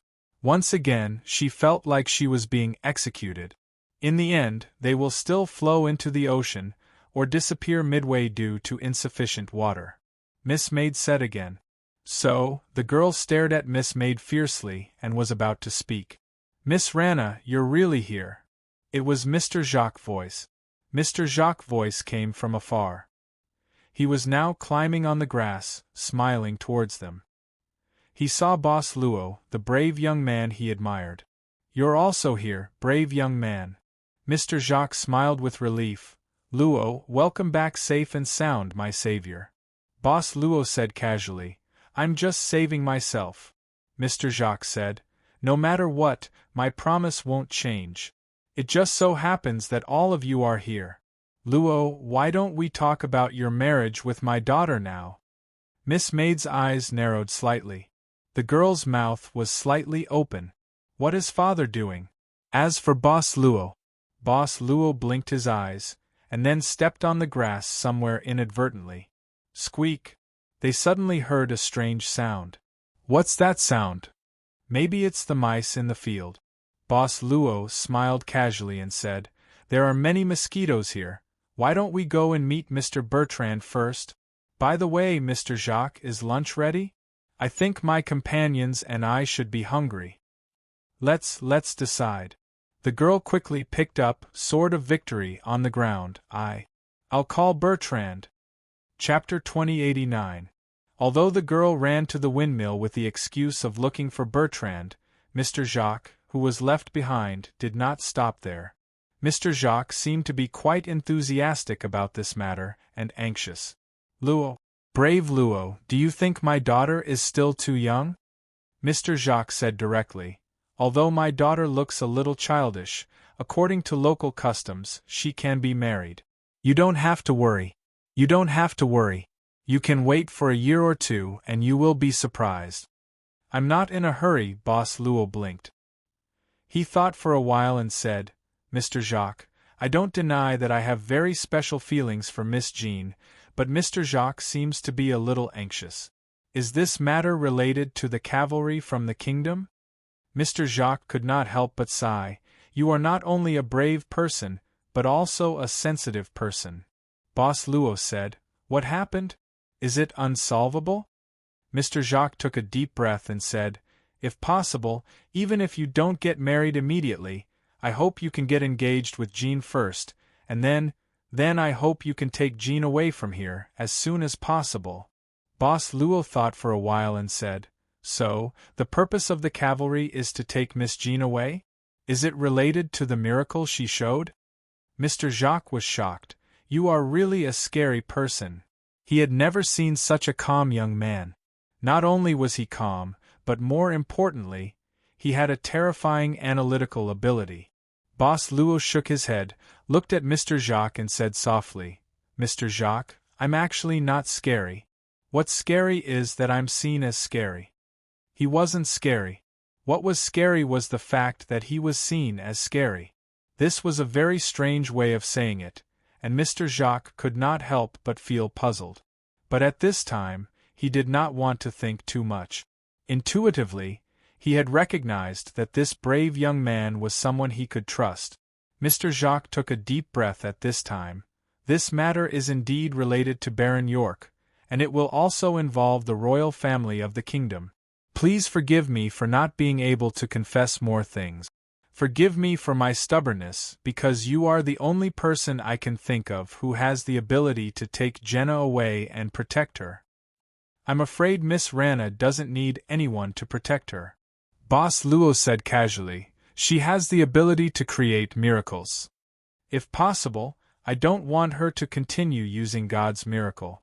Mr. Jacques sighed. "I just want her to live a happy life. I don't want her to bear too many things. Those things are too heavy for her shoulders." "Do you really think so, Mr. Jacques?" Miss Maid asked abruptly, as a parent. Mr. Jacques looked at the beautiful woman beside Boss Luo in surprise. He had always wanted to ask about their relationship because they seemed to be very close. "I'm not sure if other parents feel the same way." Mr. Jacques shook his head and said, "Maybe they want to see their children become the dazzling stars. But at least, I'd rather see her become the light in the ordinary people's homes under the night sky. What I hope is that Jenna is strong enough to support her future family. She is confident enough to illuminate the loved ones around her." "Mr. Jacques seems to be a good father," Miss Maid said in a low voice. Mr. Jacques shook his head. "If I'm a good father, I should always be by her side, instead of trying to take her away from me. Luo, please think about this matter carefully. You don't have to rush to promise me. But no matter what, I'll find a way to send Jenna away tonight. I hope you can appear." "I'll think about it." Boss Luo nodded gently. After a while, the girl had already returned with Bertrand, Mr. Asakes, and K.E. Lilly. Mr. Jacques didn't mention the engagement again. The girl knew that it was because there were too many people, so this topic was naturally not suitable to continue. But she began to consciously avoid Boss Luo's gaze. "Why is he looking at me like this? Did he say anything to father just now? Did he agree?" Or, the girl had many doubts in her heart. Until she returned to the mansion, she still couldn't get an answer. When she returned to the residence, the servant had already come up to say that lunch was ready. It was quite a sumptuous lunch. Mr. Jacques sat in the host's seat and greeted the guests in the house as usual. "I remember that there should be another lady. Why haven't I seen her?" Mr. Jacques frowned. Mr. Asake said, "Indeed, I just wanted to ask, why is Lady Nan missing?" Miss Maid said, "She seems to have left something in the mansion where she stayed before, so she wanted to retrieve it and left alone." "She went alone?" Mr. Jacques said in surprise. "Although it's daytime, it's still dangerous for a person to go through the forest alone. Besides, we're not sure if the Burgundian cavalry has been completely wiped out. If there are still 1 or 2 remnants hiding in the mansion, it's too rash. Father, there are no more Burgundian cavalry in the mansion," the girl suddenly said at this time. "The cavalry that attacked this time was purified by me last night." Mr. Jacques acted as if he didn't hear the girl's answer. He thought for a while and said, "I'll ask Bertrand to bring 2 people to take a look later." "Mr. Jacques, you're too kind." Boss Luo smiled. He knew that looking for Nan Xiaonan was just an excuse. Mr. Jacques probably wanted Bertrand to bring people to explore the route in advance and prepare to leave. This is what I should do. After all, you've helped our village a lot. Mr. Jacques nodded and immediately said, I've already arranged for a doctor. The doctor should be able to arrive after lunch. Mr. Assaix, you can relax a little. Boss Assaix had nothing to say. He could only raise his glass in response. The atmosphere during the meal was quite pleasant. Everything was as usual. After the meal, Mr. Jacques used the excuse of taking a nap and went straight back to his room. The girl stayed behind and helped clean up the table with the servant. Miss Maid also took the initiative to help. Even the maid Kay or Lily came to help after hesitating for a while. He didn't expect this young lady of the farm to be so adept at household chores. But when he thought about how the girl could directly slaughter and marinate a big wild boar when she was in the hunter's hut, Mr. Assaix had nothing to say. Speaking of which, Miss Jean, why haven't I seen your mother? Kara Lily, who was carrying the plates, also seemed to be at ease and asked curiously at this time. The girl said directly, Mother is sick, so she tries not to leave the room. She can't be exposed to the wind, so even if she leaves the room, she has to wrap herself up. When I see her usually, I only talk to her through the door of the room. Kay or Lily widened her eyes and said, Then you haven't seen your mother for a long time? The girl nodded silently. Kay or Lily gossiped, Then what's your mother's disease? The girl was silent for a moment, then whispered, Leprosy. Hearing the young girl talk about the illness of Mr. and Mrs. Jacques, Chris and Mr. Assaches couldn't help but slightly change their expressions. Although this illness could be easily cured in the Holy Light Kingdom, it was still an illness that could be easily cured. But considering the conditions here, it was, seeing this, the girl said indifferently, You don't have to worry, we have been dealing with it well. If there is really a problem, you won't see me now. Kay or Lily smiled embarrassedly, but lowered her head and stopped talking. Gossiping. At this time, Miss Maid suddenly said, When did Madame start to get sick? The girl Jean glanced at Yu Yi in surprise. She didn't know why the maid asked this question. Maybe it was out of curiosity, or maybe it was for her master, because of the engagement? If the fiancé's mother was a leper, there was indeed something to consider. As a maid of the master, it was normal for her to have concerns. The girl was a little unhappy, but she didn't hide it. At least 10 years, my father has been maintaining my mother's health with medicine. Maybe she doesn't want to live like this all the time. Boss Luo said, That is to say, Miss Jean hasn't seen your mother for 10 years? How could it be? The girl frowned and said subconsciously, I visit my mother every morning and before going to bed. Although I can't enter the door, we can still talk. I'm afraid you don't remember your mother's appearance. Miss Maid said indifferently. The girl glared at the maid. I'm talking to your master. What are you doing? After I'll let you clean the toilet every day. At this time, the maid of the mansion came in and said the doctor had arrived. Mr. Assaix had been waiting for this doctor for a long time. Although Kay or Lily had hinted to him more than once that Miss Yu Yi had been studying the symptoms of Ludic and the male assistant.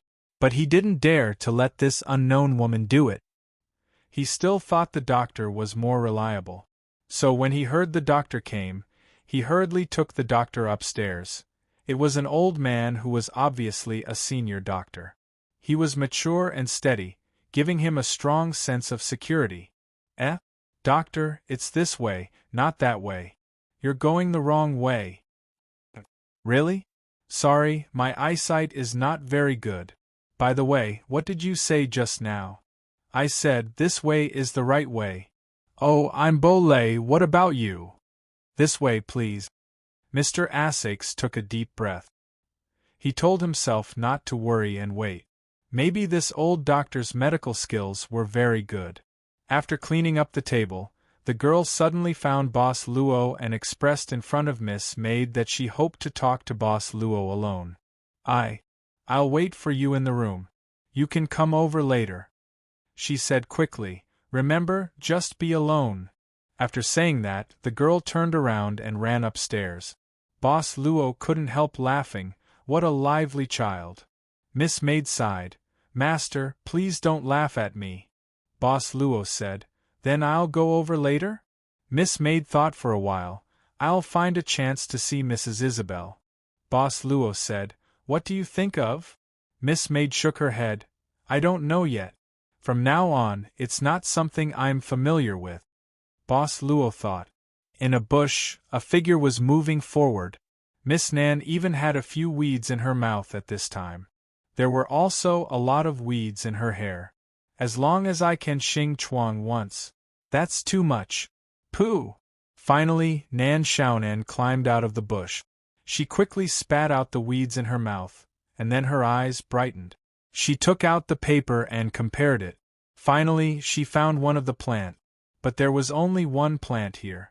The task required at least 3 plants of each kind. She was so hungry. What kind of place was this? After picking the target plant, Nan Xiaonan began to look around. This was obviously a forest, but it was a relatively remote place. There were weeds all around, and the plants had many sharp thorns. Ordinary people wouldn't be willing to climb in here. If the blueprint didn't indicate that this plant usually grew in such an environment, she wouldn't have come all the way here. There were more mosquitoes. In addition to the 2 fixed bumps on her body, there were many more small red bumps on her body. She even wanted to take a bath, but when she took a step, she stepped on empty air. On the ground, there was a hole covered by weeds and withered leaves. Nan Xiaonan blinked her eyes, and her body instantly fell into the hole. She didn't even have time to curse. She still cursed out in the end, but the hole was too deep, and her voice couldn't travel out. In the mansion, the girl was busy. She was trying to find a bottle of perfume that her father brought back when he went to the city for business last year. At that time, she would rather her father brought her a dagger, which was more practical than perfume, so she didn't know where to put it. I can't find it. The girl helplessly sat on the carpet under the bed, resting her head on the edge of the bed. After returning to the room and taking off her coat, one of the straps of her underwear was crooked to her shoulder because of the exercise. That woman's body always smelled good, the girl muttered. Then, she took a deep breath, picked up a glass of milk from the bedside table, and drank it in one gulp. Let's look for it again. The girl pulled herself together. Miss Joan, are you there? I'm coming. There was a knock on the door and that guy's voice. The girl who was crawling under the bed suddenly raised her head, and then her head hit the bed. She didn't have time to feel the pain. She rubbed her head and hurriedly got up. Wait a minute. Don't come in. Okay, I'll wait for you outside, Miss Joan. The girl breathed a sigh of relief, looked at herself, and hurriedly ran to the closet to find a set of clothes.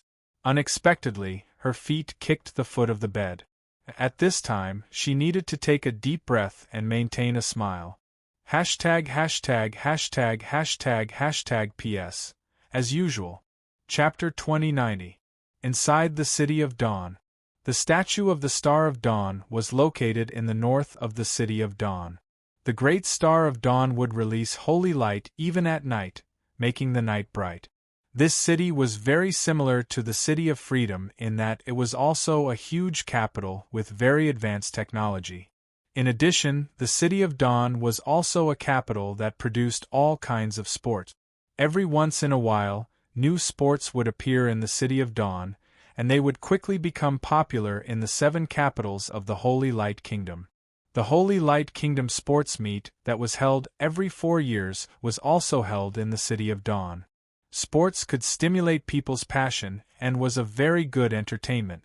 The passion of the people for sports could also improve their physical fitness. This was a very good development direction, and there was nothing wrong with it. Even at night, the City of Dawn was still bright. There were stadiums of all sizes here, and all kinds of sports were being played. From ordinary ball games to speed events and even boxing events, all of them existed in these stadiums of all sizes. At night, the City of Dawn was still bustling with people. They're too competitive. the white-clothed young man stood on the roof of a huge stadium and silently looked at the waves of passionate people in the stadium. Hearing this, Angel Lang hesitated and asked, "My lord, is there something wrong?" The white-robed young man said calmly, "Once a human has the desire to compete, many thoughts will also develop. The City of Dawn did a good job of focusing on the development of sports, but it seems that they have gone a little too far." Angel Lang said, "I think it's fine. This is the Holy Light Kingdom. Even though sports like sports have appeared, it only aroused the people's passion. It's not like the subworlds outside where the greedy humans would use this as an excuse to create evil gambling." The white-clothed young man pointed at an advertisement on a huge screen in the stadium and said calmly, "A quiz with prizes. Can it be considered a prototype of gambling?" Angel Lang was stunned and didn't know what to say. The City of Dawn was still the City of the Star of Dawn in name, but the Star of Dawn was no longer around. Therefore, the City of Dawn was under the supervision of the other 6 capitals. However, the other 6 people, including the white-clothed young man, would not directly appear. They would only monitor from behind the scenes, and would only take action to correct mistakes. Most of the time, the president of the City of Dawn was in charge of the city. Although it's a little lively, Langdo thought for a moment and said, "But every time, the City of Dawn still provides the most prayers. This is enough to prove the purity of the City of Dawn. It seems that the president has done an excellent job of balancing the situation. He has fully mobilized the enthusiasm of the residents, but he hasn't let the people become too addicted." The young man in white didn't say anything. He looked at the huge statue in the north and thought for a moment before saying, "After we find out about the medicine, you can stay here and check the number of people in the Dawn City." "I understand, my lord." Rondo nodded. The young man in white suddenly covered his chest and took a deep breath. "Sir, did something happen?" Rondo was slightly surprised. The young man in white shook his head and said, "It's nothing. Perhaps the mark of the Holy Mother has begun to take effect. I feel that my breathing has become smoother." "That's good." Rondo let out a sigh of relief. The young man in white was thinking. He did feel very comfortable at the moment. He even felt lazy, as if he was bathing in the sun. The power of the nagging guy in the monastery seemed to be too effective. "My lord, it should be that person." In the midst of the hubbub of voices, Langdo suddenly pointed his finger. He pointed at a box in the stadium's viewing platform below. In the box, a chubby middle-aged man was waving his hands and cheering for the athlete he supported. This was the target of this trip, the businessman who produced the illegal drugs. There was a motorcycle racing event going on below. This man was a fanatic of this event. The young man in white narrowed his eyes slightly, and the distance between them was instantly shortened. He could clearly see everything in the box. He saw that the man was not only celebrating, but his expression was also strange. It was almost fanatical. On the table next to the middle-aged man, there was a box full of red and white capsules. In the middle of the celebration, the middle-aged man grabbed a handful of capsules from the box and stuffed them into his mouth from time to time. And at this moment, he was in a state where he wasn't praying with all his heart, but he was strangely producing a strong wish power, it seems. The young man in white frowned. "I haven't been to the City of Dawn for too long." Rondo saw the young man in white snort and then step out. In the next moment, the young man in white was already in the box, standing behind the middle-aged man. Rondo was shocked because he felt a trace of anger from the young man in white. He didn't dare to be careless and quickly chased after the young man in white. He couldn't go directly like the young man in white, but he wasn't slow either. Soon, he arrived at the box. When Rondo arrived, the fanatic man in the box had been taken out of the Destiny Diary. The man fell on the chair, motionless. The young man in white was reading the man's Destiny Diary. Suddenly, the young man in white threw the Destiny Diary at the man. "My lord, what's this?" "It's the same as the previous 2 guys," the young man in white said in a deep voice. His diary has been changed. But he. Rondo looked at the box on the table. There were many capsules inside. He eats them like vitamins. The young man in white snorted coldly. He eats them all the time, but he doesn't know why his body needs so many vitamins. Rondo said with a serious expression, only the 7 capitals have the authority to change the destiny diary. Even the president of the City of Dawn doesn't have this power. Now, only the Holy Mother and the Saint exist in the Holy Light Kingdom. If the diary needs to be changed, it can only be one of them.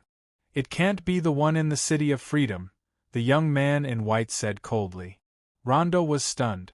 Although he didn't know why the young man in white was so certain, he believed him unconditionally. That was why Rondo's expression changed drastically. It's the Holy Mother? It can't be her either. The young man in white shook his head and said, it can't be her. It can't be these two? Rondo opened his mouth. Then it can only be the other capitals. But they aren't in the Holy Light Kingdom right now. Could it be that this happened even earlier? Rondo couldn't be sure of something. After all, the young man in white had been fighting in the void dimension and had just returned. While he was fighting, the few people with the highest authority in the Holy Light Kingdom could have made a move. It seems that the trail is broken for now. The young man in white thought for a moment and said, he's the manufacturer, the source of the illegal drugs. Since we can't find the source here, I'm afraid there's only one way left. What is it? Rondo asked subconsciously. The young man in white said, we can only find a way to enter the system's back-end and check the changed diary data. You want to find the developers of the Destiny system? Rondo's expression changed. He didn't know which developer the young man in white was going to find next. In his impression, the young man in white wasn't close to the developers. Take my mark and find the president of the City of Dawn. He'll be in charge of the review. The young man in white suddenly said, after the review, return to the City of Freedom and meet with Grabe. Wait. It seemed that the young man in white was going to find one of the developers of the Destiny system alone. Rondo nodded and accepted the mark given by the young man in white.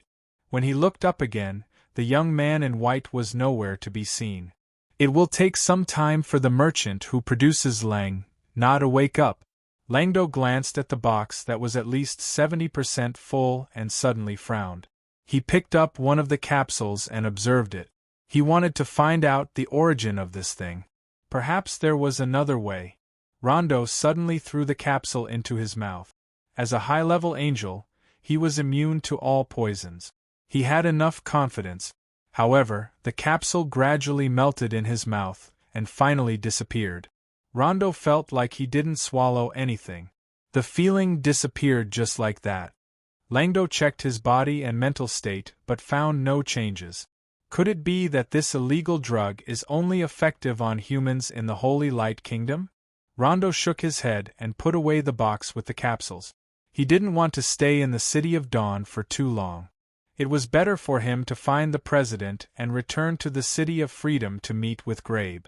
Sorry to keep you waiting. The door of the room slowly opened.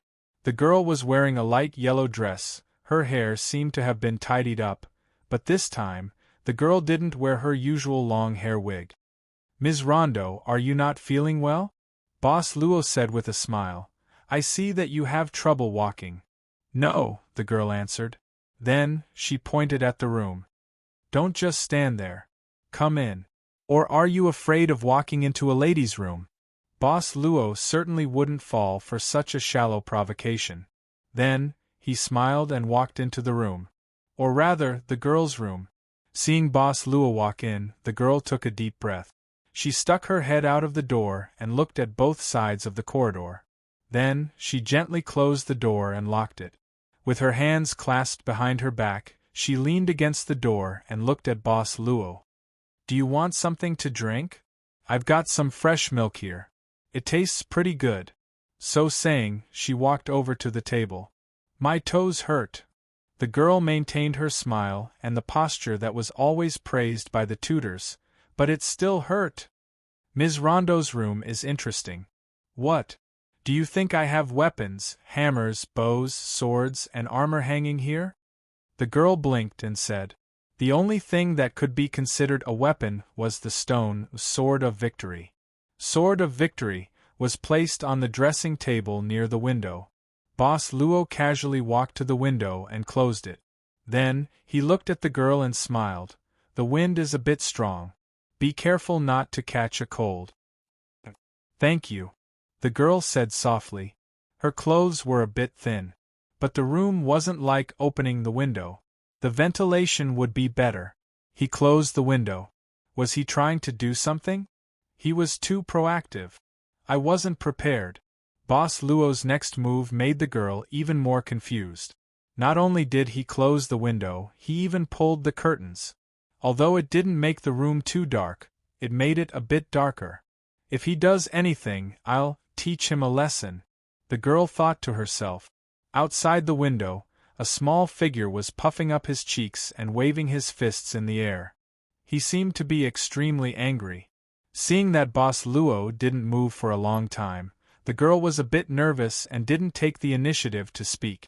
The atmosphere was a bit too quiet. Ms. Rondo. Boss Luo suddenly called the girl's name.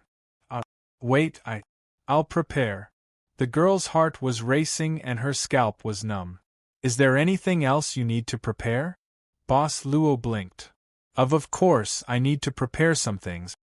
The girl's fingers twisted the corner of her skirt and looked at the floor. If I don't prepare, how can I at least find some sausage or something? Her voice became softer and softer, and finally, it was like a needle falling. Boss Luo acted as if he didn't hear it. He picked up Sword of Victory from the dressing table. I want to say, Ms. Rondo, don't you want to have a scabbard? It's not convenient to keep holding it like this. Sword scabbard? The girl widened her eyes and blushed. Scabbard. Yes, you reminded me. I do need a scabbard. I'll find the blacksmith in the village to make one. He didn't hear it clearly just now? That must be it. Outside the window, the little girl's face was pressed against the window. Through the hazy curtains, she tried hard to distinguish what was happening in the room. Suddenly, the little figure's eyes widened in disbelief. She seemed to be saying, how did this guy pick up the sword directly?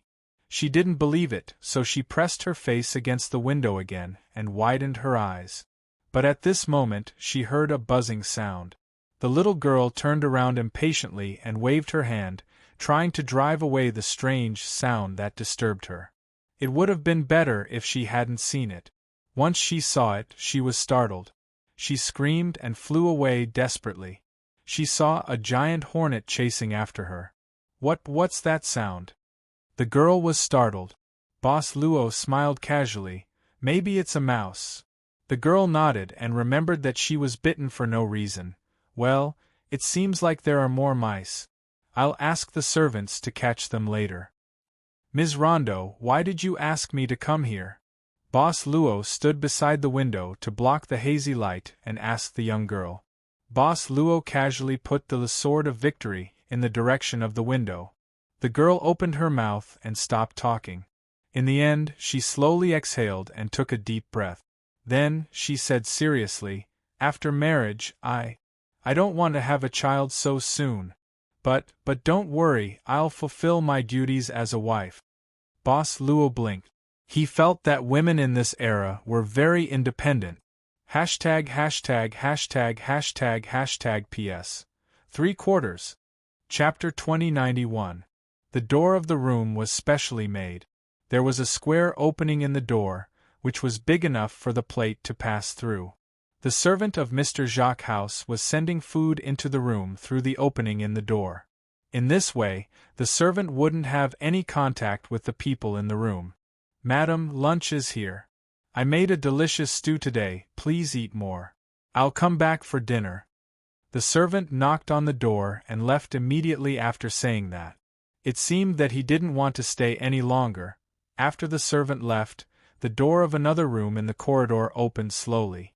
Miss Maid walked out of the room with no expression on her face. She came to the door. This was the room of Madame Isabelle, Mr. Jacques' wife. In this era, there was almost no way to treat this disease. The best way was to isolate it, and in some places, they would even kill it directly to avoid becoming the source of infection. Miss Maid stood outside the door, listening to the movement in the room, but there was no movement in the room. She put her hand on the door handle casually. "You're in the wrong room." At this time, Mr. Jacques' voice sounded behind her. Miss Maid suddenly stopped. She turned around as if nothing had happened and smiled. "I'm a little curious," Mr. Jacques said indifferently. "I'm very happy that guests are willing to visit my house. If Miss Yi is interested, I can show you around, but only outside this room." "I heard from Miss Jean that your wife is sick," Miss Maid said softly. "It's not a secret." Mr. Jacques shook his head. "But people don't want to talk about it, probably because I have a farm and provide them with a lot of work." Miss Maid suddenly said, "In my hometown, there's a pharmacy that can cure this disease. Mr. Jacques, do you want to try it?" Mr. Jacques obviously didn't expect that this beautiful woman would give such an answer. He didn't know how to respond and was stunned on the spot. Miss Maid said further, "Mr. Jacques, don't you want your wife to be well? I think, as a patient, there's no more urgent wish than to recover." Mr. Jacques took a deep breath. "I thank you on behalf of Isabelle. It's just that, over the years, we have tried many methods. Isabelle went through a lot of pain." Miss Maid asked, "Is Mr. Jacques going to give up?" Mr. Jacques shook his head. "I don't want to give up, but I don't dare to try it either. As I said, we have tried many ways, but in the end there was no result. The pain made my wife's mood very unstable. She doesn't want to see people, and even I can't get close to her." "My prescription is definitely effective," Wang Yao said. The servant girl said again, "If you can't cure your wife, I'm willing to be infected with her." Mr. Jacques opened his mouth in surprise. "What a touching promise, Miss Yi, even I'm tempted." But Mr. Jacques doesn't seem too optimistic about curing his wife. Miss Maid narrowed her eyes. Mr. Jacques was silent for a while, and then slowly said, "Maybe we've all been used to this state, letting hope always exist in the illusion. We won't and dare not break this fragile and endless hope easily." "I can," Miss Maid said seriously. This was the third time she expressed her opinion. Mr. Jacques was slightly moved. He even pondered. Maybe he had made up his mind. Mr. Jacques sighed and said, "I'll find a way to calm my wife's mood and let her try again. Please give me some time." "You really need to be patient with patience," Miss Maid said with a smile. "Please wait for a moment." With that, Mr. Jacques took out a key from his pocket and unlocked the door. Before entering, Mr. Jacques said softly, "Isabelle, I'm coming in. I have something to tell you." At this moment, Miss Maid suddenly asked, "Mr. Jacques, do you really believe me?" Mr. Jacques didn't think too much, but said directly, "It's hard for me to believe a stranger. But I believe your master. He has a pair of clear eyes. In fact, I know how to observe a person's eyes very well." Miss Maid said, "What do you think of my eyes, Mr. Jacques?" "Very beautiful as a gem." Mr. Jacques smiled casually. "They're the most beautiful eyes I've ever seen." "Just beautiful?" "I think beautiful is the best compliment for a lady." Mr. Jacques smiled. "Forgive my ignorance, but I really can't find a more suitable word than beautiful." "I'll wait for your news here, Mr. Jacques." Miss Maid stepped back 2 small steps. Finally, before entering the door, Mr. Jacques suddenly asked, "Is it Luo's idea to treat my wife?" "It's my personal idea," Miss Maid said calmly, "but it's also my duty to solve problems for my master. Luo, he has a very good servant." Mr. Jacques nodded and took a deep look at Miss Maid. The door opened a little. Mr. Jacques walked into the room carefully, and then closed the door again. Miss Maid could hear Mr. Jacques calling his wife's name through the door. "Isabelle, forgive me for bothering you at this time," only Mr. Jacques' voice could be heard. At this time, Miss Maid stretched out her finger. At the tip of her finger, a small black butterfly slowly flew out. The butterfly flew to the door and disappeared instantly. The black butterfly had flown into the door. The room was very spacious, without any extra furnishings. There was only a very large bed. The four sides of the bed were covered with gauze curtains. Mr. Jacques was standing beside the bed, talking through the gauze curtains. The black butterfly quietly docked at the side. Vaguely, a figure could be seen sitting inside the gauze curtains. At this time, Mr. Jacques was whispering something. It was not about the treatment. I'm going to send Jean away tonight. I know you'll agree with me, Isabelle. Mr. Jacques sighed. You don't say anything, so I'll take it as you agree. Miss May didn't wait too long outside the door. Mr. Jacques had already walked out of the room. I hope I can hear good news, Miss May said with a smile. I hope I can also hear good news from you, Miss Yi. Mr. Jacques nodded. My wife agreed, but she's a little emotional. I want to wait for her to calm down before starting the treatment. Also, I think that since you want to treat him, you will need some time to prepare. If you need anything, just tell the servants at home. I will tell them. Then what time do you think is suitable, Mr. Jacques? Mr. Jacques thought for a while. Maybe it'll be better in the evening, what do you think? Yes, sir. Miss Maid nodded. Then I'll go back and prepare some necessary supplies. Wait, I hope you won't tell Jean about this for the time being. Mr. Jacques suddenly said.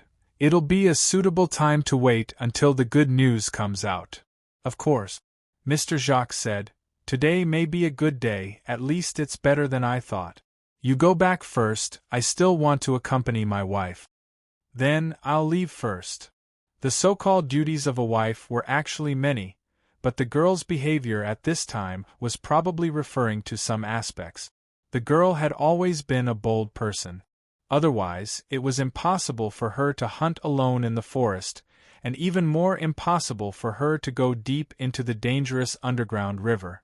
She often used the water of the underground river to travel back and forth. These deeds, for an ordinary 14 or 15-year-old teenager, were probably behaviors that only existed in the illusion. She was really bold. After saying those words that were like a declaration, she even cooperated with the action. Her soft body suddenly threw herself into the arms of Boss Luo. Panic, fear, and even some excitement. The yearning for men and the restlessness of adolescence mixed with some unclear thoughts of a young girl. Under all kinds of stimulation, the girl's heart was beating fast. This was an age where it was easy to be impulsive, even reckless. She tightly hugged Luocio's body, buried her head in his arms. I want to join the army, I don't want to be bound by marriage for my whole life. Please forgive me for my stubbornness. This is the best way. Please let me leave your side for a while.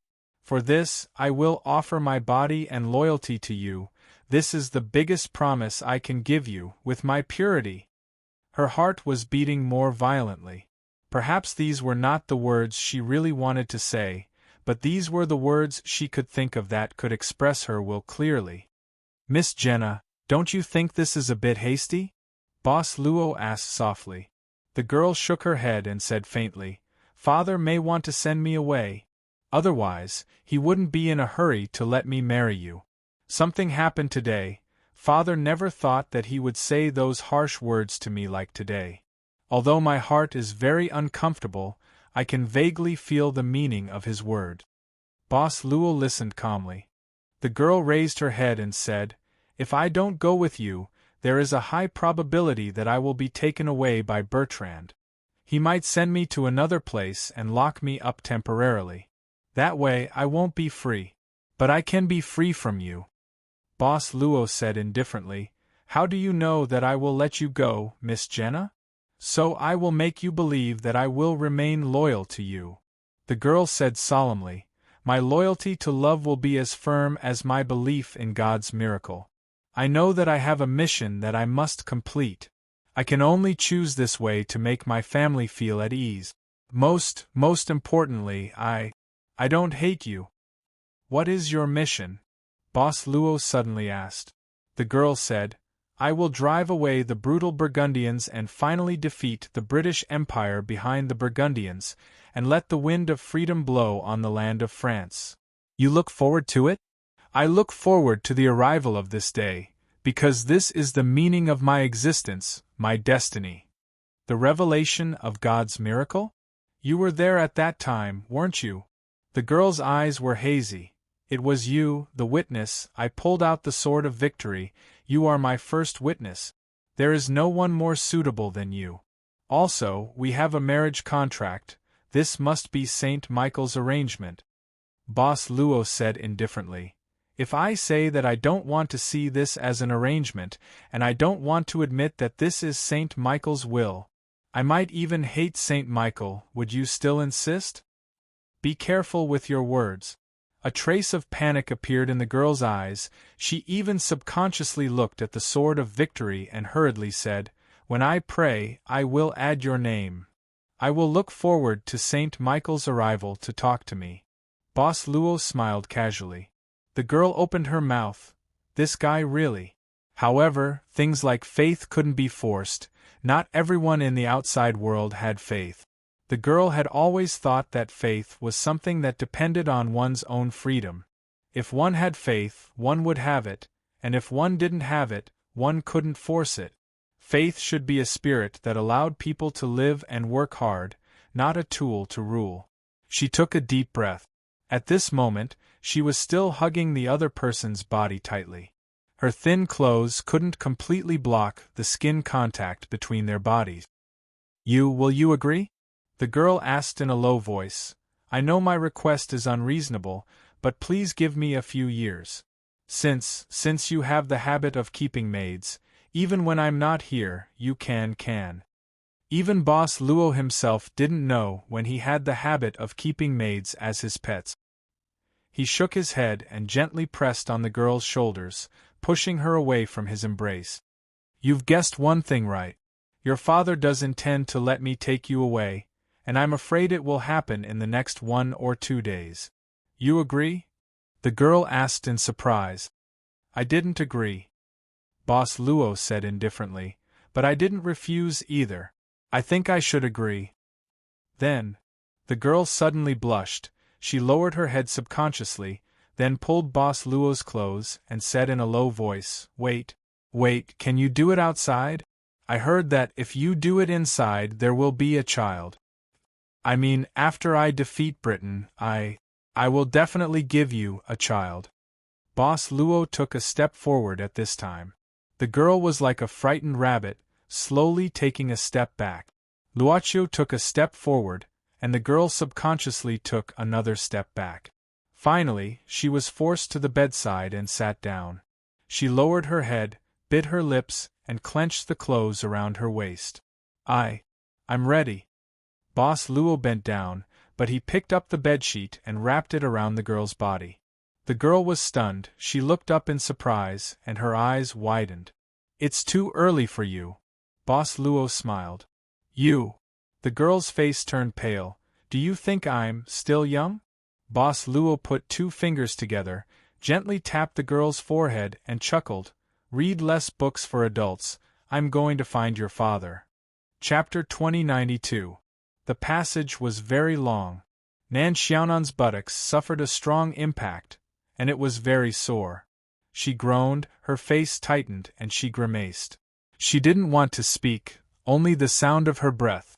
Finally, she lay on the ground like mud.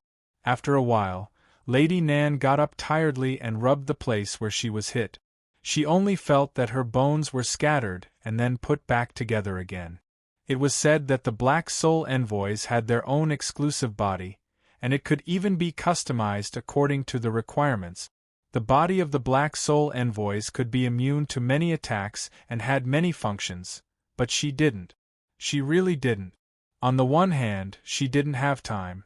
On the other hand, Miss Maid said that the materials for customizing the Black Soul Envoys were currently in short supply, and the person in charge of getting materials in the shop was currently on duty at another post and couldn't come out for the time being. So Lady Nan still used her original body, the ordinary body of a real human, Nan Xiaonan. Nan Xiaonan didn't know whether the stock of materials was really not enough, but she knew that she was stopped by an unscrupulous leader. Living with a smile. JPG, she didn't want to think about things like, as long as I can create a star once. After getting up, Nan Xiaonan looked at the passage where she fell. She wanted to climb up, but she couldn't. She could only explore forward to see if there was another way. According to Miss Maid, there was a huge underground river underground in this area. Nan Xiaonan estimated the depth of her fall. Maybe she was not far from the underground river, and she might even be in the area of the underground river. It was just that she didn't hear the sound of water, but the humidity of the surrounding air was not small. Then the question was, where did the materials of the Black Soul envoys come from? Can this thing be made? Can I make the materials myself? Can I make myself? Go back and ask? When she was thinking about it, some strange sounds came from the complicated underground world. Lady Nan, who was not very brave, immediately followed the unbeatable sutra of Shun and walked in the opposite direction. She had encountered enough trouble. If she was around the boss, she could still have some fun. But now, she had to stay as far away from the trouble as possible. In this strange world, there were superpowers. It hadn't been long since the story of the young girl annihilating the cavalry with a single slash of her 40-meter greatsword. But the strange sound came from another direction. Lady Nan frowned, turned around again, and walked away quickly. The strange sound came from the direction she was heading, and she turned around again. She couldn't even remember how many times she had turned her head, but that strange voice always came from in front of her, as if it wanted her to find out what was going on, so it persevered. I'm not leaving? At this moment, Miss Witch of the Academies sat on the ground, crossed her arms and glared. If you have the ability, come out and have fun. After an unknown amount of time, an indifferent shadow quietly appeared behind Nan Xiaonan and slowly floated over. As if she didn't know, she continued to look around with her eyes wide open. The shadow was getting closer and closer. In the darkness, it slowly stretched out its bloodless hands to Nan Xiaonan. It was getting closer. Maybe in the next moment, this pair of pale hands would choke her. At this moment, she suddenly turned her head, and then a sharp weapon came out from her hand, chopping at the pair of pale hands, the kitchen knife of Rose Mansion. It was just an ordinary kitchen knife without Xing Chuang. But this was Nan Xiaonan's most powerful counterattack at this moment. However, she didn't expect that the kitchen knife could easily chop off the pale hands, but it didn't feel real. It seemed that what she chopped was just an illusion without a real body. Nan Xiaonan focused her eyes, and the pale hands in front of her suddenly stretched out and choked her neck in an instant. The feeling of suffocation filled her eyes, and Nan Xiaonan couldn't help but feel shocked. At this moment, it had a real body? A cold and gloomy energy circulated in Nan Xiaonan's body, causing her entire body to exert strength. She was even grabbed by the neck and slowly lifted up. Nan Xiaonan painfully kicked her legs and struggled, but it was futile. She tried to pry the hands off her neck, but it didn't budge at all. In the darkness, Nan Xiaonan saw a figure with disheveled hair. Not only was the hair messy, it even fell to the ground. She couldn't see anymore. She was likely to die from suffocation or her throat being crushed. Nan Xiaonan didn't want to experience the experience of being resurrected in the Ark of the Covenant. As a somewhat famous King Go in the dimensional void, she felt that she couldn't keep a low profile anymore. Spiritual explosion, soul attack. There was no other way. She couldn't use Xing Chuang, and her body was invaded by the cold energy. At this moment, she could only use this most violent and dangerous counterattack, detonating the spiritual power of her incomplete soul. Being weak for a period of time was better than staying in the Ark of the Covenant, not knowing when she would be resurrected. What if the boss suddenly became unhappy one day and turned off her light? In an instant, under the detonation of the spiritual power turned into a huge storm and swept up the owner of the pale hands. In that instant, Nan Xiaonan felt the pale hands loosening their grip on her neck, but soon, the speed of the spiritual explosion was far beyond her expectations. The spiritual storm didn't last long. In the darkness, a white flame appeared and completely dissipated. Nan Xiaonan's consciousness gradually faded. Nan Xiaonan's pupils shrank the instant the grayish-white flames appeared. In that instant, she was able to catch a glimpse of the face of the owner of the pale white hands. The shock in her heart could not be any greater. "Miss, Yi?" The pale hands let go of her at this moment. But Nan Xiaonan suddenly knelt on the ground and her body slowly fell down. The surroundings became quiet again. Nan Xiaonan was lifted up by the hand and slowly dragged into the depths. "Mr. Asakes?" In the corridor, Boss Luo met Mr. Asakes, who was walking hurriedly. "You seem to be going somewhere?" Mr. Asakes was carrying a cloth bag and seemed to be preparing to go out. Asakes said, "The doctor invited by Mr. Jacques has seen Ludic and the others." Boss Luo asked curiously, "What did the doctor say?" Mr. Asakes said, "The doctor said that they were just frightened and lost their souls. They will be fine after taking some medicine to calm their emotions. Anyway, I can only believe it. But the ingredients for the medicine are still lacking, so I went to look for them directly. Anyway, we have nothing else to do here. I can't stay idle." Boss Luo didn't say anything, but just asked casually, "What ingredients do you need?" Boss Asakes took out a piece of crumpled paper, scratching his head: lizard's tail, frog's tongue, dead crab's shell, bat's feces, and sweet flower's root? By the way, do you know what sweet flower is? It should be a kind of plant that can be seen everywhere that can produce sugar? Boss Luo thought for a while. "Mr. Asakes, maybe you can pay attention to the bushes on the roadside, maybe you can find it." "Okay, I'll pay more attention." Asakes nodded and immediately said, "I don't want to talk to you anymore. I'll go look for it before it gets dark. I'll find as much as I can. See you later. Be careful on the way." Boss Luo watched Mr. Asakes leave hurriedly. But he thought of the ingredients in that doctor's prescription. Was it really a prescription that a normal doctor would prescribe? Boss Luo shook his head. He had seen Miss Maid making medicine. The ingredients used by Miss Maid were sometimes more radical. Boss Luo soon came to Mr. Jacques' study, but the servant told him that Mr. Jacques was accompanying Madame. Boss Luo didn't wait too long in the study before Mr. Jacques came back. "I'm accompanying my wife. She needs to be emotionally stable," Mr. Jacques said directly. "Isabelle is also looking forward to getting better as soon as possible and seeing you. You came to me, did you already make a decision?" Boss Luo thought for a while. "Mr. Jacques, if you want to take Miss Jean away, have you thought about where to send her?" Mr. Jacques sat down and said, "In fact, the best way is to follow you, as your wife or fiancée. After marriage, she can take her husband's surname, which is very good for her safety.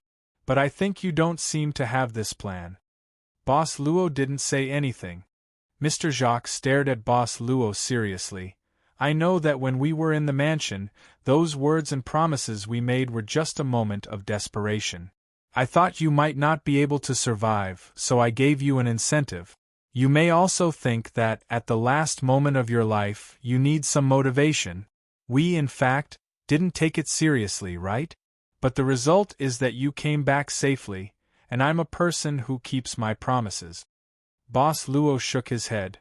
"No, Mr. Jacques, I don't regard it as the so-called motivation. I'm sincerely happy for your promise, Mr. Jacques." Mr. Jacques looked at Boss Luo in surprise, frowned and said, "So, you really fell in love with my daughter at first sight? Although this matter was, well, it wasn't impossible. Feelings were always very mysterious. But this is better. Jean needs a husband, and if this husband can sincerely accept her, it's naturally better." Luochio thought for a while and said, "The kingdom's cavalry should be in the village now." Mr. Jacques nodded. "In the evening, I'll visit Baron York. And at that time, it'll be the best time for you to leave. I'll think of a way to prolong this visit." After that, Mr. Jacques suddenly stood up and walked to the bookcase on the side. He opened the bookcase's mechanism, revealing the bookcase's hidden compartment. At this time, Mr. Jacques suddenly turned around, only to see that Luocchio didn't pay attention to him. He just sat there quietly, and even closed his eyes. Mr. Jacques couldn't help but be moved. He secretly nodded, quickly took out a box from the hidden compartment, and then quickly closed the hidden compartment. "There are some things in here. It's my financial support for you." Mr. Jacques took a deep breath and said, "In a few years, maybe even longer, you can come back. Jean should be able to inherit my legacy." Boss Luo slowly opened his eyes, looking at Mr. Jacques' solemn expression at this time. He suddenly said, "Sir, if I change my mind halfway and give Miss Jean to the kingdom's cavalry, this may be exchanged for more things for me. What do you think?" "I don't want to misjudge a person," Mr. Jacques directly said. "Then I'll definitely transform into an evil dragon and carry out the craziest revenge on all my enemies." Boss Luo nodded, reached out and took the box, softly said, "I'll wait for the time you give me. Bertrand has already arranged the route." Mr. Jacques said seriously, "When the time is up, he'll come to pick you up in my place." Boss Luo didn't take long to leave Mr. Jacques' study room. Mr. Jacques once again asked the Holmes maid to come in front of him and ordered, "Prepare a sumptuous dinner, make some of Miss Jean's favorite food." "Yes, master." "It's not her 15th birthday yet." This was already the best place to live in the village Chief Charles's house, although it was still far from Mr. Jacques' mansion. But in this remote village, it was impossible to ask for too much. Yes, according to our investigation, Jacques came here with his wife 18 years ago and settled down here. The subordinate quickly said. Not long after, Jacques opened a farm and provided a lot of jobs for the locals, so he quickly received the approval of the villagers, and then quickly took on some positions in the village. Later, he was even responsible for the tax collection and the village's defense work. Currently, in Domremy village, other than the village chief, Jacques should be the second person with real power. Because of his wealth, he has some advantages over the village chief. "We're just here to take people away." Baron York waved his hand and said, "This kind of small fight has nothing to do with me. Go prepare, I'm going to see someone tonight." The subordinate subconsciously said, "I don't know, who is it?" Baron York said, "When I left Jacques' house, he told me that he would visit with his wife tonight." "Well, his wife, nominally, I can't neglect her." "What? Jacques brought his wife?" The subordinate was stunned. "How is this possible? As far as I know, Jacques' wife has been ill for more than 10 years and hasn't appeared in front of people." "Ill?" Baron York was stunned. "What illness?" "I heard it seems to be leprosy," the subordinate said with a hint of fear. "Really?" Baron York suddenly frowned, and he gently tapped the armrest of the chair. "This guy, what is he thinking? Go and do something for me." Baron York suddenly looked at the subordinate and said in a deep voice, "Send a few people to the main roads of the village. People, including the small roads, see who is entering or leaving." The subordinate said, "Sir, you mean Jacques will quietly send people away? How is this possible? Once the new saint enters Chernon, as the new saint's biological father, he will be cleared of all charges and even obtain supreme glory. He has no reason to do this." Baron York said indifferently, "I think it's unreasonable that this guy can give birth to a new saint's child." Hashtag hashtag hashtag hashtag hashtag PS. As usual. Chapter 2093. Sweet flower? I've never heard of it. Maybe you can try to clean up the gravel by the roadside. Maybe you can find it. Mr. Athanasius said thank you, and then he left.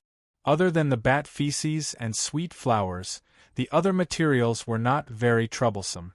The materials that had been found were put into the bag that he brought out. If he still couldn't find sweet flowers in the village, it seemed that he could only look for them outside the village. But the sky was gradually darkening. Mr. Assaix was hesitating whether to walk out of the village at this time. At this time, he even thought that the search team that Mr. Jacques ordered in the morning might have returned. Should he ask about the search team? It was important to treat Ludic and the others, but it was equally important to find the missing Durand and Lavar. "Sir, I heard that you are looking for sweet flowers?" A young man in the village came to Mr. Assaix at this time. "You know?" Mr. Assaix's face was a little happy. "Yes, I know where to find them." The young man smiled at this time and said, "Although it is not a particularly rare thing, there are still some requirements for the growing environment. If you want to go, I can take you there." "I am very grateful." Mr. Assaix nodded. "It's nothing," the young man said. "I heard about your heroic deeds last night, so I am very honored to do something for you. It's here. I pushed the wooden train to rescue Mr. Jacques and the militia regardless of the danger." The effect of gaining a lot of favorability from Domremy village finally came out. "Shall we go now?" Mr. Assaix asked. "Of course." The young man smiled and said, "Otherwise we won't be able to come back in time for dinner, and my family will be worried. And the Burgundian cavalry has been wiped out by St. Joan of Arc, so it should be safe outside now." "Well, let's go now." The sky was getting dark, and the orange-red fire clouds had already lined up in the sky. The villagers of Domremy village were still busy dealing with the post-war matters.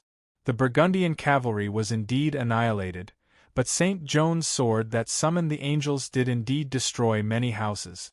In addition, there was also the destruction caused when the Burgundian cavalry rushed into the village. The villagers had been busy all day, but they had only cleared a small part of the area. As for rebuilding, it would take a long time. "Take a rest." A villager put down the tool in his hand, wiped his sweat, and sat down beside a dry well. His companions also put down their tools, took out their water bags, and prepared to rest. The two of them chatted idly. "Speaking of which, when did the well dry up? It's been more than 10 years? Maybe even longer?" His companion suddenly stood up and bent down to look at the bottom of the dry well. He smiled and said, "Do you think someone might have accidentally thrown their wallet in there?" Another companion rolled his eyes and said, "If you can dig something out, then it must be the treasure buried by my grandmother's grandmother. It seems like there really is something down there." "Something?" The two of them bent down together and carefully observed the bottom of the dry well. But at this time, the light was dim, and the bottom of the dry well was dark, so they could not see anything at all. "Are you too tired and your eyes are blurry?" "Maybe." His companion was not sure. He only saw a flash of orange-red light, but at this time, he really could not see anything. He could not help but feel puzzled. "Forget it, let's not look. Let's go to your house and dig for the treasure." His companion giggled and said, "I don't know if your grandmother buried any treasures, but I know that you must have hidden your precious wine from your wife." They turned around and were about to pack up their tools and prepare to leave, when suddenly a pair of arms stretched out from the dry well. Before the two of them could react, they were dragged into the dry well in an instant. The old doctor was pounding some leaves in the room slowly. Caer Lily was dozing off in boredom. Boss Assaix went out to look for medicine, so she was left behind to take care of Ludic Principal and the male assistant. Caer Lily felt that she had been especially sleepy since last night. Last night, she even fell asleep unknowingly. She did not even wake up when the village was attacked by the Burgundian cavalry. Maybe it was because she was too tired. Or was it because her heart was tired? At this time, the old doctor came to Caer Lily with a small bowl. "I see that you are not very energetic. This is the medicinal soup I just made. It can relieve the fatigue of the body." The maid couldn't help but blink her eyes. She looked at the green liquid in the small bowl and instantly felt a bitter taste in her mouth. "Drink it, it's very effective. Everyone in the village drinks this." The maid did not know what to do. This feeling was like an elder in the family bringing a bowl of folk prescription from God knows where, and then looking at you with a kind and hopeful face, saying, "Drink, child, I've been simmering for a long time." Since this doctor had been practicing medicine for a long time and was hired by Mr. Jacques, there should be no problem, right? Unable to resist the old doctor's kind eyes, Lily could only force herself to drink the medicinal soup. She did not know whether this thing could relieve fatigue, but the bitter taste was enough to cheer her up. She was instantly refreshed, sticking out her tongue and saying, "I feel completely awake." "That's good." The old doctor smiled, then sat back and continued to pound other medicine. The sound of pounding sounded rhythmically. As the maid listened, her eyelids gradually became heavy. It seemed that she suddenly became unable to open her eyes. Dong! Lily suddenly fell on the floor. The old doctor smiled and said, "In fact, the best way to relieve fatigue is to have a good sleep and then wake up." The door of the room was slightly pushed open at this time. Standing outside the door was Mr. Jacques. There was no extra expression on his face. He held the door handle but did not completely open the door. He just looked in without saying a word. The old doctor looked up. The door was then closed. The stairs seemed to have been in disrepair for a long time. Even the floor of the corridor made a slight squeaking sound when walking. At the end of the corridor, Mr. Jacques leaned against the window at the end of the corridor. When he heard the sound, he turned around. Miss Maid was holding a plate in her hands, slowly walking over. It was agreed between them that they would start the treatment of Madame Isabel before dinner, but at the same time, the treatment should be kept secret. The reason given by Mr. Jacques was that he didn't want to have too much hope. He only wanted to welcome the result peacefully, no matter good or bad, which sounded very good. "It's ready, Monsieur Yi."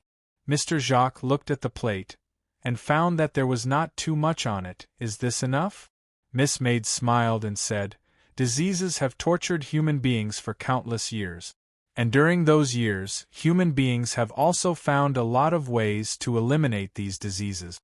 In these years of competition between the two sides, we will discover that as long as we master the pathology and find the best treatment method, the disease that once made people despair is actually an ordinary enemy that can be easily defeated." "You give me confidence." Mr. Jacques breathed a sigh of relief. He unlocked the door. Except for him, no one else in this family would have the key to open the door. "By the way, didn't you tell Luo that you're coming?" Mr. Jacques asked casually. "I want to give my master a surprise." Miss Maid looked quite casual. "My master likes surprises and unknowns." "You know him well?" Mr. Jacques said. "You've been with him for a long time." Miss Maid said, "I'll always follow my master." It seemed to be a different answer and question. Mr. Jacques looked at Miss Maid carefully, nodded silently, and then pushed the door of the room open. It was close to dinner time and the sun had set, so the room was unusually dim. There were no curtains here, and even no air flow. The curtains and bed curtains were slightly swaying at this time, because of the airflow change caused by the door opening. But vaguely, a figure could be seen sitting by the bed curtains. After Miss Maid entered, Mr. Jacques immediately closed the door of the room. Miss Maid didn't seem to care, holding the plate in her hand, walked to the side table, and put it down. She put her hands on her lower abdomen, slightly bent down and said, "Mr. Jacques, maybe you need to leave." Mr. Jacques curiously said, "Why do I need to leave? Isabel and I are husband and wife, so I don't need to leave." Miss Maid didn't say anything. She took out various things from the plate, which seemed to be mixing some powders, and then mixed them into the water, gently stirring. Mr. Jacques looked at her silently. After a while, Miss Maid walked to the edge of the bed with the bowl in her hand. She looked back at Mr. Jacques, and saw Mr. Jacques nodding at this time. Then she opened the bed curtains and looked in. There was a person sitting in the bed curtains. She was wearing a gorgeous dress, and all the workmanship was the best. Miss Maid looked at the woman on the bed. The woman was also looking at her without blinking. The reason why the woman's eyes didn't move was This was a completely air-dried corpse. At the same time, a black shadow appeared behind Miss Maid. Then, a heavy blow hit the back of Miss Maid's head. Clang! The small bowl containing the potion fell to the flat ground. Miss Maid also went to the edge of the bed at the same time. Mr. Jacques said softly, "Sorry to disturb you, Isabelle." Mr. Jacques bent down and helped the servant girl up from the ground. Then he helped her sit down on a chair. Finally, he opened her mouth and poured some strange powder into it. After doing all this, Mr. Jacques began to wait quietly. He waited until the servant came to the door, and knocked on the door to say dinner was ready. Ding! She gently tapped the spoon on the cup. The food on the table was very rich. These were all the girls' favorite food. But there were not many people at the table. Except for Mr. Jacques and Miss Jean, there was only one guest, Luaccio, who was a foreigner. "Why are you alone?" The girl couldn't help frowning. Boss Luo said casually, "Lady Nan said before that she had to go back to the mansion to get something. I think it may be because it's dark and she can't go through the forest alone. Maybe she will come back tomorrow." As for Mr. Assaix, he went out to find some medicine for the doctor. "I think he will come back later." "Then, what about your maid?" The girl blinked. "Oh, and Miss K. Lily is also here." Miss K. Lily is taking care of her companion. She seemed to be tired and fell asleep, so I didn't disturb her," Mr. Jacques said. "As for Miss Yi, she is now treating your mother." "What?" The girl opened her eyes wide and even stood up. "Why didn't anyone tell me such a big thing?" "I hope you'll hear some good news," he said with a smile. Mr. Jacques said softly, "I'm not sure if the treatment will work, so I didn't want to tell you in advance. But now, it seems that the miracle is not only looking after you, but also your mother." "Father, you mean?" The girl's eyes gradually changed into ecstasy. "Yes," Mr. Jacques said with a smile, "the treatment is quite smooth. It is said that this disease can be completely cured in Miss Yuye's hometown. Although she is not a doctor, she knows how to treat it. Maybe, in a few days, you can meet and contact with your mother." "I can't wait, I want to see my mother now." The girl suddenly left her seat. Mr. Jacques said, "Your mother is not suitable to contact anyone now. Jean, sit down first." "Why?" "This is the most important part of the treatment, and also the last part," Mr. Jacques said. "If you want to say why, I also want to know. But, seeing that Isabelle is about to recover, I will endure with you, my child." The girl bit her lip. "Then, after dinner, can I talk to my mother? I mean, as usual, I can be separated by the door of the room." "Of course," Mr. Jacques said softly. "I will be with you." "Great." The girl showed a smiling face. She seemed to be impatient. She felt that everything was getting better. "This will be a wonderful evening, everyone." At this time, Mr. Jacques gently tapped the cup with the spoon again, and then raised the cup. "Let us drink to this wonderful evening. Jean, are you not going to propose a toast to the brave Luo?" The girl lowered her head and muttered something, but still obediently raised the cup. Without saying anything, she drank it absent-mindedly. "Don't mind, this child is a bit willful." Mr. Jacques looked at Luaccio apologetically. "I hope you can be more tolerant of her. Like I said, don't worry, if you take care of her more, you will be surprised." "Father!" The girl lowered her voice and shouted discontentedly. Mr. Jacques suddenly laughed. "Why don't we enjoy these delicacies now?"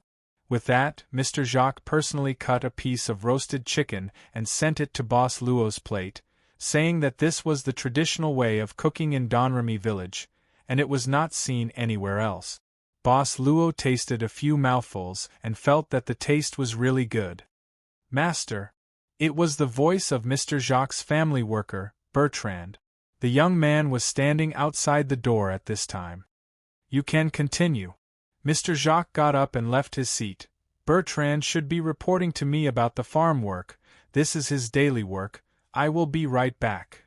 The girl didn't care. Obviously, Bertrand did this work every day. Unknowingly, Only the girl and Boss Luo were left at the table. The girl looked at Luochio at this time and asked softly, "Treating my mother, is it your idea?" Her eyes were even shining. Boss Luo shook his head and said, "I don't have such a request, and I don't even know about this matter." The girl couldn't help but be startled and subconsciously said, "So, it's your maid's idea? Why did she do this?" Boss Luo smiled and said, "Maybe she wants to have a better relationship with Miss Jenna. Is it convenient to serve you together?" The young girl suddenly had such a thought.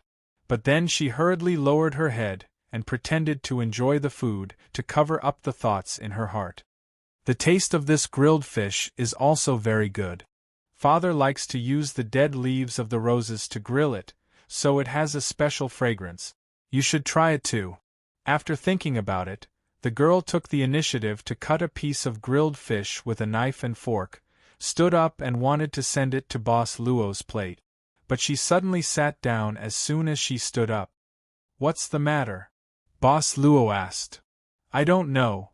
The girl shook her head. "I feel a little tired, and a little sleepy. I'm usually very energetic at this time, I don't know why today." Her voice gradually weakened. Unknowingly, the young girl yawned and lay on the table. She actually fell asleep in a daze. "The grilled fish taste really like it."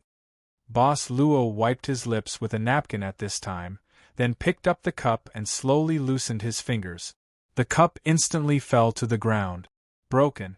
Then, for the sake of father-in-law, I also, a few seconds after the sound of the cup breaking, Mr. Jacques walked into the dining room with Bertrand. He looked at his daughter who was sleeping on the table, and then looked at the young man who was leaning on the chair with his head lowered. He nodded slowly and said softly, "Bertrand, I'll leave the rest to you." "I know, master." ######PS. 4/4. Chapter 2094. Turning over, Nan Xiaonan grunted a few times. She didn't want to wake up. She was so lazy that she had completely given up on thinking. She just wanted to continue sleeping. To put it simply, she was lazing in bed. Of course, most of the reason was because she had detonated her soul power, which caused her to become sluggish. She suddenly sat up, and even her hair stood on end. Her memories before she fainted were coming back. In front of her was a bright place, completely different from the dark cave from before. She had a relatively good experience from the view. But she didn't have the intention to relax. Instead, she became even more nervous, because the black shadow that knocked him unconscious and brought him to this place was standing not far away at this moment, standing in front of a half-kneeling angel statue. Not only was the angel statue half-kneeling, but its hands were also holding swords. But there was no sword in the angel statue's hands. Besides, the angel statue looked as if it would shatter at any time. Nan Xiaonan saw many cracks on the statue. At this time, that mysterious shadow was standing motionlessly in front of the statue with its back facing Nan Xiaonan. Nan Xiaonan carefully moved her lower body, but found that the shadow didn't seem to be aware of it. Therefore, she became bolder, and the extent of her movement became bigger. She observed the surroundings clearly. This place might have been a huge pool or something like that. But for some reason, the water was drained away. But it was a good thing. At least it was convenient to leave. She also saw an exit that seemed to have been smashed by something not far away. Nan Xiaonan took a deep breath, turned around, and rushed toward the exit without a care for anything. But at this moment she was bounced back as if she had hit a wall. Nan Xiaonan fell to the ground at once. She immediately looked at the thing that bounced her back. It was a monster with a lot of cracks all over its body, with orange-red flames flowing in the cracks. Even if she had encountered a monster, it was impossible for Nan Xiaonan to be truly fearful. She had even killed quite a few void original demons, not to mention other evil spirits and monsters. They couldn't scare Nan Xiaonan, but what shocked Nan Xiaonan was that this mutated guy in front of her was the city lord of Freedom City who had disappeared long ago, Durand. There was no doubt that it was Durand. Even though his body had undergone some unknown changes, his appearance was still the same. Strange thing. Durand's hands were hanging by his side. Like a human that had turned into an ape after atavism, he let out a strange hissing sound from his throat and slowly approached Nan Xiaonan. Nan Xiaonan hurriedly got up and retreated. She found that the mutated Durand didn't come closer. It seemed to be afraid of something. Although its eyes were fixed on her, it didn't take another step forward. Nan Xiaonan immediately took a deep breath. She slowly turned around, only to see that the owner of the black shadow had already quietly appeared behind her. It was still the same long black hair that fell to the ground. Hello? Hello? Nan Xiaonan quickly forced a smile. Yi, Mississippi. Are you playing a role-playing game with the boss? The woman with disheveled hair, wearing a tattered black robe and abnormally pale skin, suddenly reached out and strangled Nan Xiaonan's neck again. Again? Nan Xiaonan was lifted up again. Instinctively, she slapped the woman's arm, but the woman's arm was as hard as steel and didn't have the softness that a human body should have. If you have anything to say it properly, Nan Xiaonan said with difficulty. The first time, you didn't kill me, there must be something. You put me down first. I won't run away. She felt that the woman was in a strange state, an unstable state. She was definitely not the Miss Maid in the shop who pursued perfection in everything. Even if you beat her to death, Nan Xiaonan wouldn't believe that the maid of the shop would make herself look so slovenly. It was as if she was a prisoner who had been imprisoned. Nan Xiaonan didn't dare to guarantee that the servant girl would play some exciting games with the boss in private. But even if she did play some exciting games, she would never make herself so dirty. She was a neat freak. The disheveled black-robed woman released Nan Xiaonan and threw her to the ground casually. Nan Xiaonan touched her neck and took a deep breath. She looked at the strange woman in the black robe in front of her in bewilderment. Although she was sure that the other party was not the servant girl, how could she appear in the image of the servant girl? Besides, the mutated Durand seemed to be afraid of the black-robed woman. "What's your name?" Nan Xiaonan asked tentatively. The black-robed woman didn't answer. She stared at Nan Xiaonan through her messy hair without blinking, which made this witch from the world of academies tremble with fear.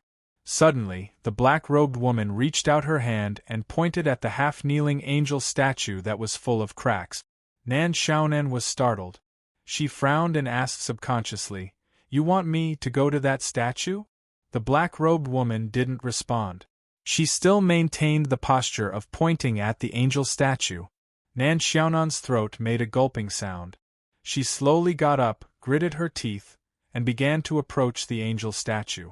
She had already arrived in front of the angel statue. More cracks could be seen on the statue. She walked around the statue and found that the source of these cracks seemed to be a deep crack at the back of the statue. "I wonder who did this to me?" And then, Nan Xiaonan came to the front of the angel statue again and looked at the black-robed woman with confusion. "What do you want me to do?"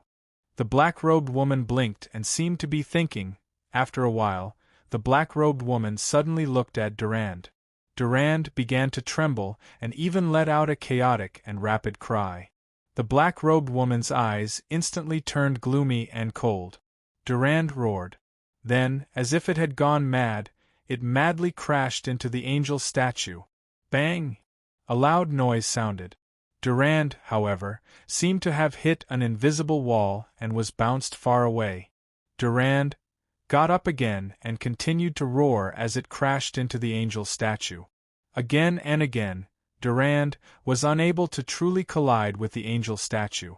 Time after time, it was sent flying and fell to the ground, and the orange-red glow on the cracks on Durand's body gradually dimmed down. The black-robed woman suddenly waved her hand and Durand finally stopped slamming into the angel statue. The black-robed woman looked at Nan Xiaonan again. "I still don't understand?" Nan Xiaonan blinked. She felt that she should still have some leeway to be mischievous. However, the black-robed woman flashed and appeared in front of Nan Xiaonan like a ghost. "I suddenly understood. Lady Nan said as if she suddenly understood. "You want me to help you destroy this statue, right? I'm so smart." The black-robed woman didn't take any further action. Instead, she seemed to be waiting. Nan Xiaonan was speechless. According to the situation of Durand, the angel statue should have some kind of power that could resist attacks and make the black-robed woman afraid to approach it. Nan Xiaonan tentatively stretched out her hand and slowly touched the angel statue's body. She easily penetrated the invisible barrier and directly touched the angel statue's body. The angel statue's defensive power didn't work on her at all. "What's going on? Why can I touch this statue?" Nan Xiaonan was surprised.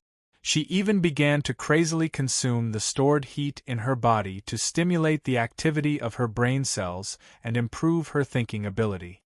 The black-robed woman's purpose was obviously to break the statue. The statue's power made the black-robed woman apprehensive, and at the same time made Durand unable to approach it. In other words, the black-robed woman and Durand could be classified as similar in nature. But why could she? Or could it be that as long as the black-robed woman and Durand didn't have similar attributes, the statue's defense wouldn't be triggered? If that's the case, there are many villagers in Dong Remy village. She could just grab a few of them. Or could it be that even the villagers of Dong Remy village couldn't do it? Or could it be that she didn't belong to the Holy Light Kingdom and had different attributes, so she wasn't affected? If that's the case, then Asax, Kay or Lily, and even Ludic and the others should be able to do it, right? No. Durand couldn't do it. Durand also came from Free City, and was a very high-level petitioner. What's the key factor? Her thinking speed became slower and unknowingly returned to normal. But Nan Xiaonan felt that she was about to pierce through this layer of fog. Damn it! Just a little bit more. She had become a bag of bones. The improvement of her thinking speed even used up a lot of the stored fat in her body. Everyone knew this. A girl's fat would only be stored in her waist and buttocks. But when a girl consumes fat, her breasts will become smaller. Nan Xiaonan, don't need to be a woman with a figure and a face. Seeing Nan Xiaonan's body suddenly become abnormally thin, the black-robed woman couldn't help but frown. This was the first time Nan Xiaonan saw the black-robed woman's expression change. Even though it wasn't a good change. She felt that she had no room to be mischievous. Perhaps the black-robed woman had lost her patience. "Wait for me." After saying that, Nan Xiaonan quickly ran to the side, picked up a fist-sized piece of gravel, and then returned to the front of the angel statue. She glanced at the black-robed woman, and saw that her frown seemed to have loosened a little. Nan Xiaonan took a deep breath and shouted loudly, "Hey!" She held the stone in her hand, and then lightly smashed it on the angel statue. Or rather, she pressed it. Who knew what terrible things would happen after breaking the statue? He had always adhered to the principle of never letting his hands get too dirty. At this moment, the black-robed woman suddenly flashed, and appeared behind Nan Xiaonan, and kicked her without hesitation. This strength was not small. Miss Witch from the Academia faction in its subworld instantly flew out and crashed into the side of the angel statue. This hit made Nan Xiaonan feel that her bones were about to fall apart. She almost spat out blood. It could be seen that the black-robed woman's kick was not light. "I'm fine." Nan Xiaonan tried hard to hold back the blood surging in her throat. "You see, I can't break it. Do you want to find someone else? Or I can help you find someone else. I like people who help others the most." The black-robed woman fell into contemplation again, and didn't move. Nan Xiaonan slightly breathed a sigh of relief. Although the angel statue was full of cracks, it was surprisingly sturdy. Lady Nan shook her head and stood up, throwing away the fist-sized stone in her hand. Crack! The stone rolled slowly on the ground, and just rolled to the base of the angel statue. It was really quiet, even comparable to the slight touch of the defensive master in snooker. Crack! Crack, crack, crack, crack! Like a chain reaction, the cracks on the angel statue began to increase crazily. Finally, it broke into pieces, and it was unusually uniform. Nan Xiaonan looked at her palm with astonishment. I feel that someone is playing with me? The black-robed woman slightly raised her eyes. A strange smile even appeared on her face. Boom! Hashtag, hashtag, hashtag, hashtag. A grayish-black flame shot up into the sky from the shattered angel statue. It dyed the entire underground lake in a grayish hue. At the same time, a gloomy coldness that seemed to be able to erode the soul erupted in all directions with the eruption of the grayish-black flame. Nan Xiaonan was instantly bounced back by the eruption of energy. She only felt cold all over, as if she was surrounded by endless resentment. Her scalp was numb, and endless screams and roars sounded directly in her spiritual world. This kind of spiritual injury was far more difficult to deal with than physical injury. If she didn't deal with it properly, she would be finished in minutes. Lady Nan looked extremely frightened at this time. The black-robed woman was not afraid of the grayish-black flame at this time. She slowly approached the eruption of the flame. Under Nan Xiaonan's horrified gaze, the black-robed woman even directly put her palm into the eruption of the flame. Slowly, the black-robed woman seemed to pull something out of the flame. Gradually it appeared. First, it was a pole. The black-robed woman slowly pulled it out of the grayish-white flame, and the pole gradually grew longer. In the end, what appeared was a grayish-white battle flag with black thorns entwined around it. Lagro Duhain. The voice came from the mouth of the black-robed woman. Nan Xiaonan fiercely pinched her waist and suddenly shivered. While the black-robed woman's attention was all on this strange battle flag, and Durand was half dead at this moment, she turned around and ran away. Boss! Help! Ah! Outside the backyard of Mr. Jacques' house, Bertrand gently helped the sleeping boss Luo into a carriage that was prepared long ago. After putting him together with the young girl, he walked to the front and held the reins. Giddy Dash. Chapter 2095. Just like a passerby participating in the final stage of a marathon, the skinny Nan Xiaonan stumbled as she ran. Not far behind her, Durand was quickly catching up. Obviously, Lady Nan didn't succeed in summoning the invincible boss. What could she do? She could only run. Roar! Suddenly, the mutated Durand opened its mouth, and an orange-red light shot out from its mouth. The straight beam of light brushed past young Miss Nan's shoulder and smashed into the rock in front of her, instantly creating a melted hole. Miss Nan, do you feel that you're going overboard? Why don't you give me a chance? Unknowingly, she ran to a cliff with a rapidly flowing subterranean river below. Was this the subterranean river in Dongrami village that Miss Yu Yi had mentioned before? She didn't have time to think further as Durand had forced her into a dead end. Even if she released another soul attack, she might be able to knock Durand down. However, behind Durand, there was still that strange black-robed woman. The black-robed woman slowly walked over from behind Durand. Hey! In any case, I did break the statue for you. Well, no matter what, I was the one who broke it with the stone that I threw. Give me some face. Miss Nan tried to save her life that was in danger. Durand opened its mouth again, and the orange-red light condensed. Lady Nan's eyes suddenly narrowed. She took a step back, and the next step was the surging river below the cliff. She spat out the light beam. I won't play with you anymore. Lady Nan gritted her teeth and took a deep breath.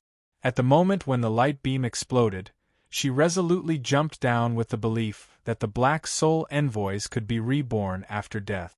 Boom! The powerful beam of light instantly blew up the cliff and melted it. A large piece of rock was even broken off and fell into the underground river below. The splashes were instantly drowned by the rapid flow of the river. The black-robed woman stood at the side and looked at the distant river expressionlessly. Beside her, Durand slowly crouched down and let out a few low gurgling sounds from time to time. After a while, the black-robed woman retracted her gaze and turned around to leave.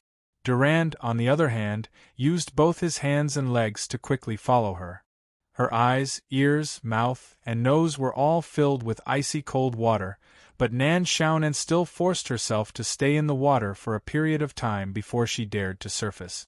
She frantically breathed in a few mouthfuls of turbid air, but she didn't know where she had been swept to. The overly fast-flowing river made it impossible for her to resist. She could only let the river carry her away. She wanted to save herself, but there was not even a stone protruding from the road. The cold air from the icy river even invaded her innards. She had consumed too much of her energy when she was leaping through her thoughts. Now, she didn't even have any fat under her skin. She was so cold that she kept shivering. Gradually, she even lost control of her hands and feet and became stiff at the same time. At this moment, something in the water seemed to have strangled her ankle and pulled her body in the current. Lady Nan was instantly shocked. She thought that her leg was grabbed by some terrifying thing in the water. She subconsciously kicked a few times, but not only did she not manage to break free, she was even more tightly bound. Nan Xiaonan forced herself to calm down.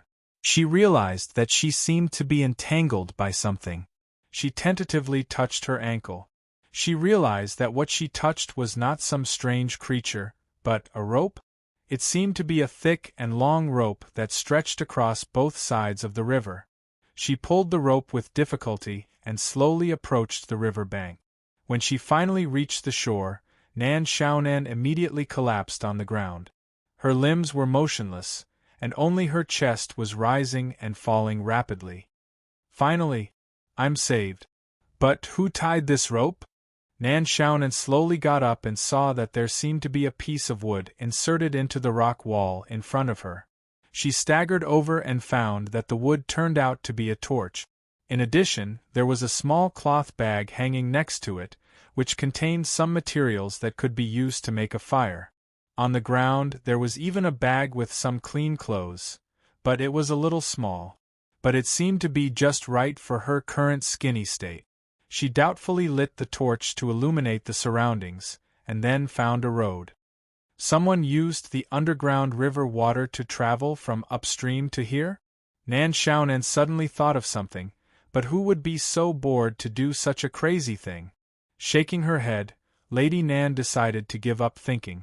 Her brain didn't have much nutrients to support her thinking. She hoped that she could find something to replenish her calories on the way. It would be better to find something rich in protein.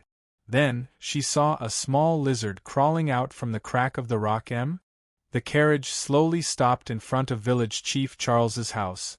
At this time, there were already several kingdoms' cavalrymen stationed in front of the house. Even the cavalrymen could be seen walking on the road. At this time, when the carriage just stopped, a cavalryman directly stepped forward and asked, "Who is it?" Mr. Jacques poked his head out of the carriage and smiled. "Go and tell your baron that Mr. Jacques and his family have come to visit. Please wait a moment." The cavalryman nodded and quickly turned to go inside. Soon after, the cavalryman came back and said with a cold expression, "You can go in, but the coachman has to stay outside." Mr. Jacques nodded casually, first walked out of the carriage, then turned around and helped a woman wearing a luxurious dress and a veil hat down from the carriage. After the woman came down, she was followed by a girl who was also wearing a veil, but dressed like a young girl. The woman and the girl followed behind Mr. Jacques, and under the cavalryman's lead, they slowly walked into Village Chief Charles's house. The house was brightly lit. Baron York from the kingdom was wearing casual clothes and was sitting on the sofa, looking somewhat casual. Seeing Mr. Jacques' arrival, he put on a smile on his face. "Mr. York, I have been waiting for your arrival." Baron York hurriedly stood up, opened his arms, and walked forward enthusiastically, even gently hugging Mr. Jacques. "This must be Madame Isabelle." At this time, Baron York looked at the woman behind Mr. Jacques and stepped forward. No matter what, if this was the real Princess Isabelle, he couldn't neglect her. When nobles meet, the minimum greeting was necessary. Perhaps there would be a hand kiss, but he heard that this Madame Isabelle had leprosy. Baron York wasn't sure if this was a lie made up by Jacques to prevent people from discovering Isabelle's identity. Fortunately, the woman didn't intend to kiss his hand. She just stood there quietly and nodded slightly. Baron York didn't mind and quickly greeted them into the living room as he said, "Village Chief Charles is a hospitable person. Not only did he give up his house for me to live in temporarily, but he was also afraid of disturbing me, so he moved to another place. I always thought Charles was very suitable for this kind of thing," Mr. Jacques said with a casual smile. At this time, Baron York opened a bottle of wine. He said that he had brought it from Shernan and that it was a box of gifts from the Crown Prince. This was the last bottle. There's no need to say more. Mr. Jacques shook his head and said seriously, "Sir Baron, let's talk about what we discussed during the day." Baron York didn't seem to be in a hurry. He said slowly, "Mr. Jacques, didn't you say you didn't understand what I said?" "I discussed it with Isabel," Mr. Jacques said directly. Mr. Jacques said directly, "I agree to let you bring Jean back, but I have a condition." Baron York smelled the aroma of the wine and made a "please" gesture. "Other than Jean, I hope that my wife and I can go to Shernan with you," Mr. Jacques said calmly. This didn't seem to be out of Baron York's expectation. He smiled without being surprised. "After returning to Shernan, I hope to hold a grand wedding for Mr. Jacques and your wife." Mr. Jacques looked at Baron York with surprise and shook his head. "No need. I don't want too many people to know that I entered Shernan." Baron York squinted his eyes. "Don't worry. I haven't finished yet, Mr. Jacques." Mr. Jacques frowned. "I hope to hold a grand wedding for Mr. Jacques and your wife," Baron York said slowly. Baron York said slowly, "But the premise is that you really let me bring the new saint back to Sinan. She is my daughter." Mr. Jacques pointed at the girl sitting quietly on the side expressionlessly. Baron York said calmly, "Mr. Jacques, don't tell me you think that you can find a random girl and make her the new saint?" "I don't know what you're talking about," Mr. Jacques said calmly. "This is my daughter." "Your daughter?" Baron York chuckled. "There's no one in Dong Remy village who doesn't know who your daughter is. They've never seen her before, right?" It was not difficult to distinguish between them. "Why do you have to make it difficult for me? This is the order of the royal family. I can't say I made a mistake because I was confused. This will ruin my future and even my family." I said, "This is my daughter." Mr. Jacques shook his head. "I brought my daughter as you asked. It's your business whether you want to admit it or not." "It should be about time," Baron York suddenly said. "What time?" Mr. Jacques asked calmly.